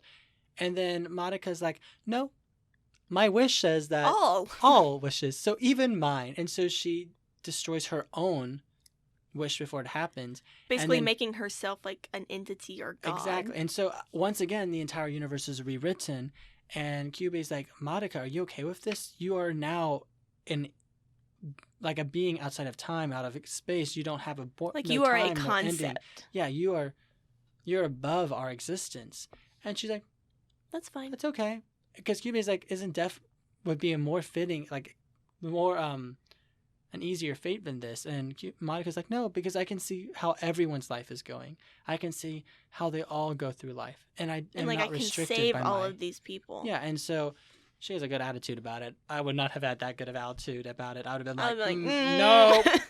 I would have pulled some Yuki stuff from So Future then Diary. all of a sudden, there's just like this weird scene where like Homura and like Madoka are like naked yeah, in like the clouds. this is the abstract part that is up for interpretation. I don't know It what was is really going weird. on. Like, I'm not saying that like the relationship or whatever it could have been is bad. I'm saying none of it made sense. Like it visually didn't make sense. It's kind of like to she's me. like in the heavens or some sort of thing like that. Yeah, or so they even... just cry a lot, and they're like, "I don't want to let you go." Well, and she's blah, blah, basically, blah, blah. Monica's basically like, you know, like it's fine, you know, everything's good. I'll always be there. You will never forget me. You're my only I'll true be friend. right beside you. And she gives, you know, Homura her ribbons and stuff, and then we go back to present time. Yeah, and pretty much, is it just we see the magic girls just kind of fighting? Yeah, we see a little bit of glimpse of like magical girls kind of fighting, and you know Homura, you know, doing her thing. And then we cut to a scene where Madoka is with Sayaka in an auditorium, yes, looking that at happens Kyosuke. First. Yeah. You know, and they're kind of talking about like how like Madoka's like, I'm not gonna let your wish be in vain, and so you know I've got to take you now, and you know. So pretty much, at least my interpretation of this is that all the other magic girls, she reversed the wish. She took the wish before they became witches. In the case of Sayaka, Sayaka chose to allow her wish to stay without her existing anymore.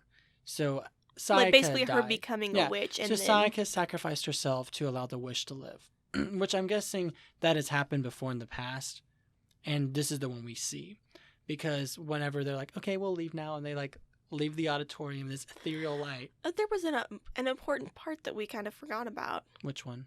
It was when Madoka was talking with Mommy and... Oh my god! I know! We completely skipped over this. Sorry, true fans out there, because we're fake.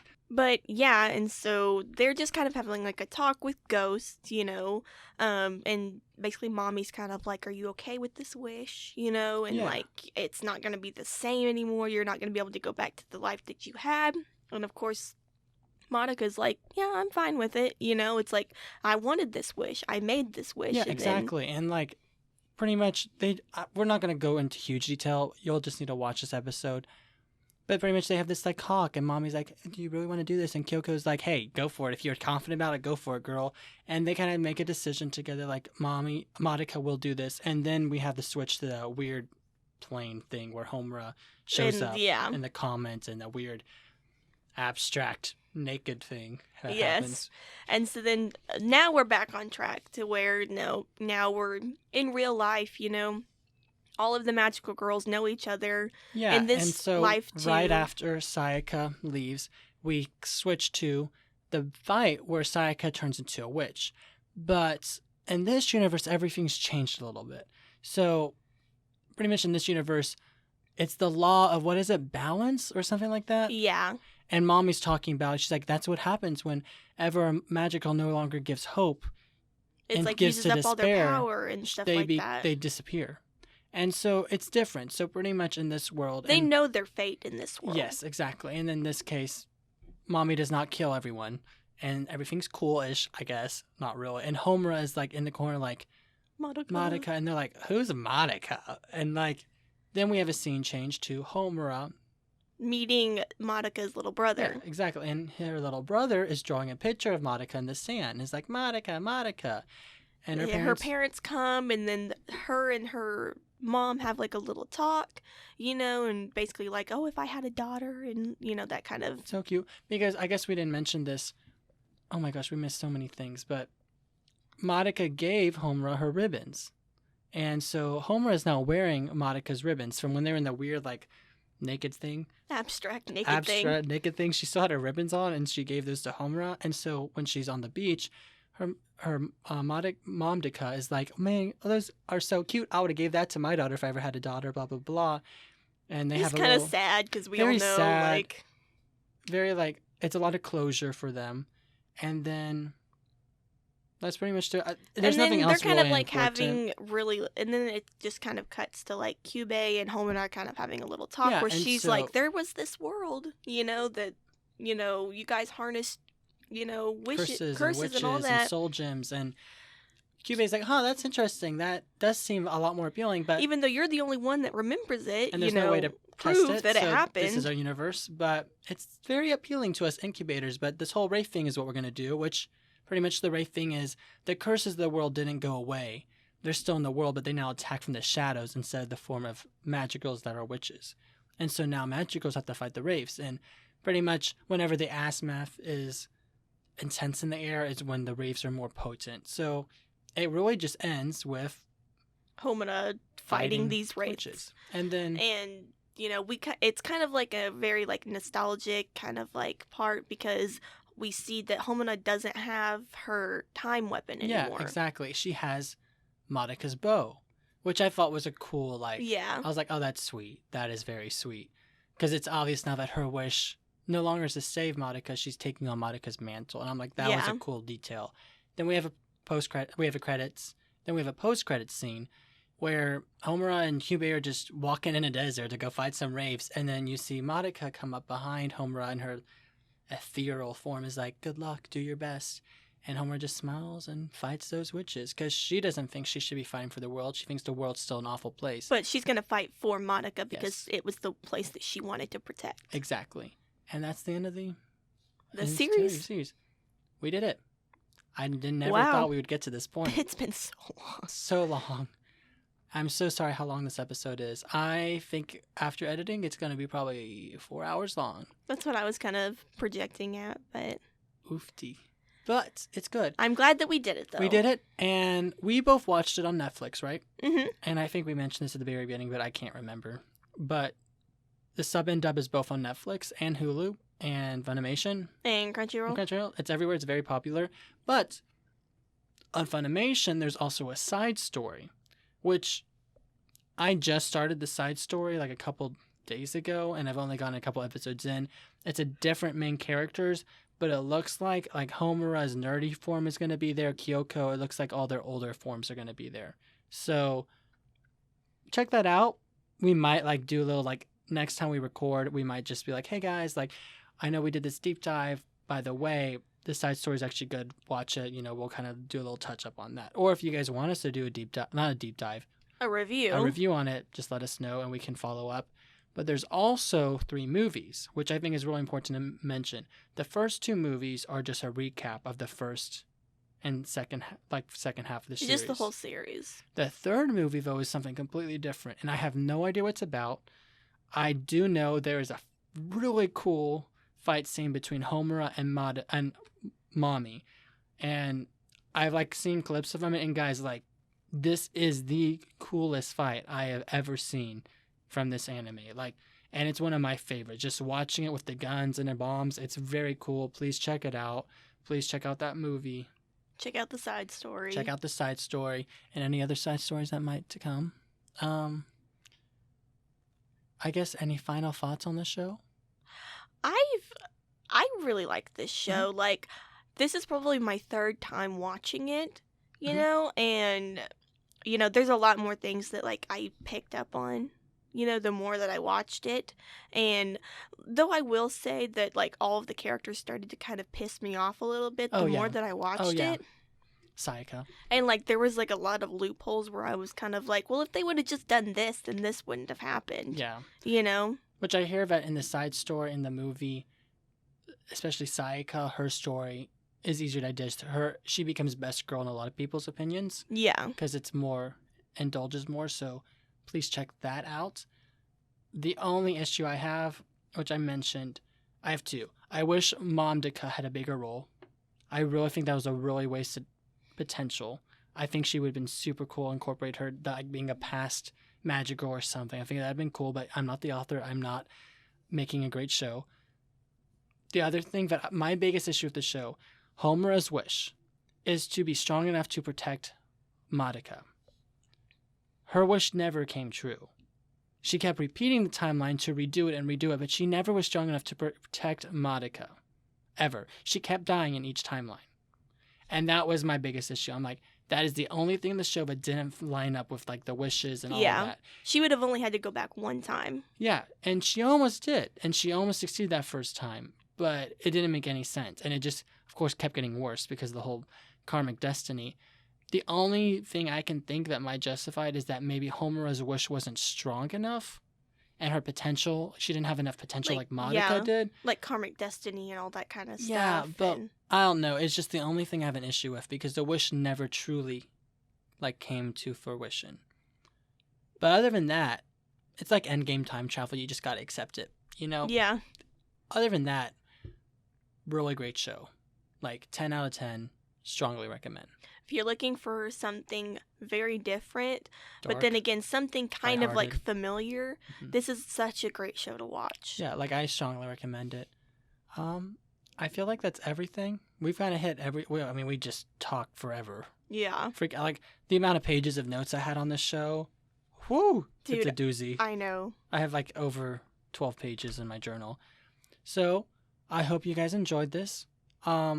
Please talk to us. Please let us know how you felt about our review. If you disagree with our opinions, talk to us. I would love to have a deep dive conversation. Like my friend Courtney loves the show, and she and I have been talking about it every time we hang out. She just loves the show, and we talk about it, and we have different opinions, and I love that conversation. So please, please, please, please reach out to us. Tell us how you felt about this deep dive and what deep dive you want to do next. Yeah, we won't be doing another deep dive for a while because these take so long to prepare and do. They take over about a month to just put it together. And so we won't be doing one for a while, so that will definitely give you guys a chance to tell us, what do you want us to do next? Yeah, exactly. And just thank you guys. Yeah, thank you so much for listening to our very first deep dive. Really hope we did it justice. And as always, keep on binging. Yeah, thank you guys. All right, bye-bye. Bye.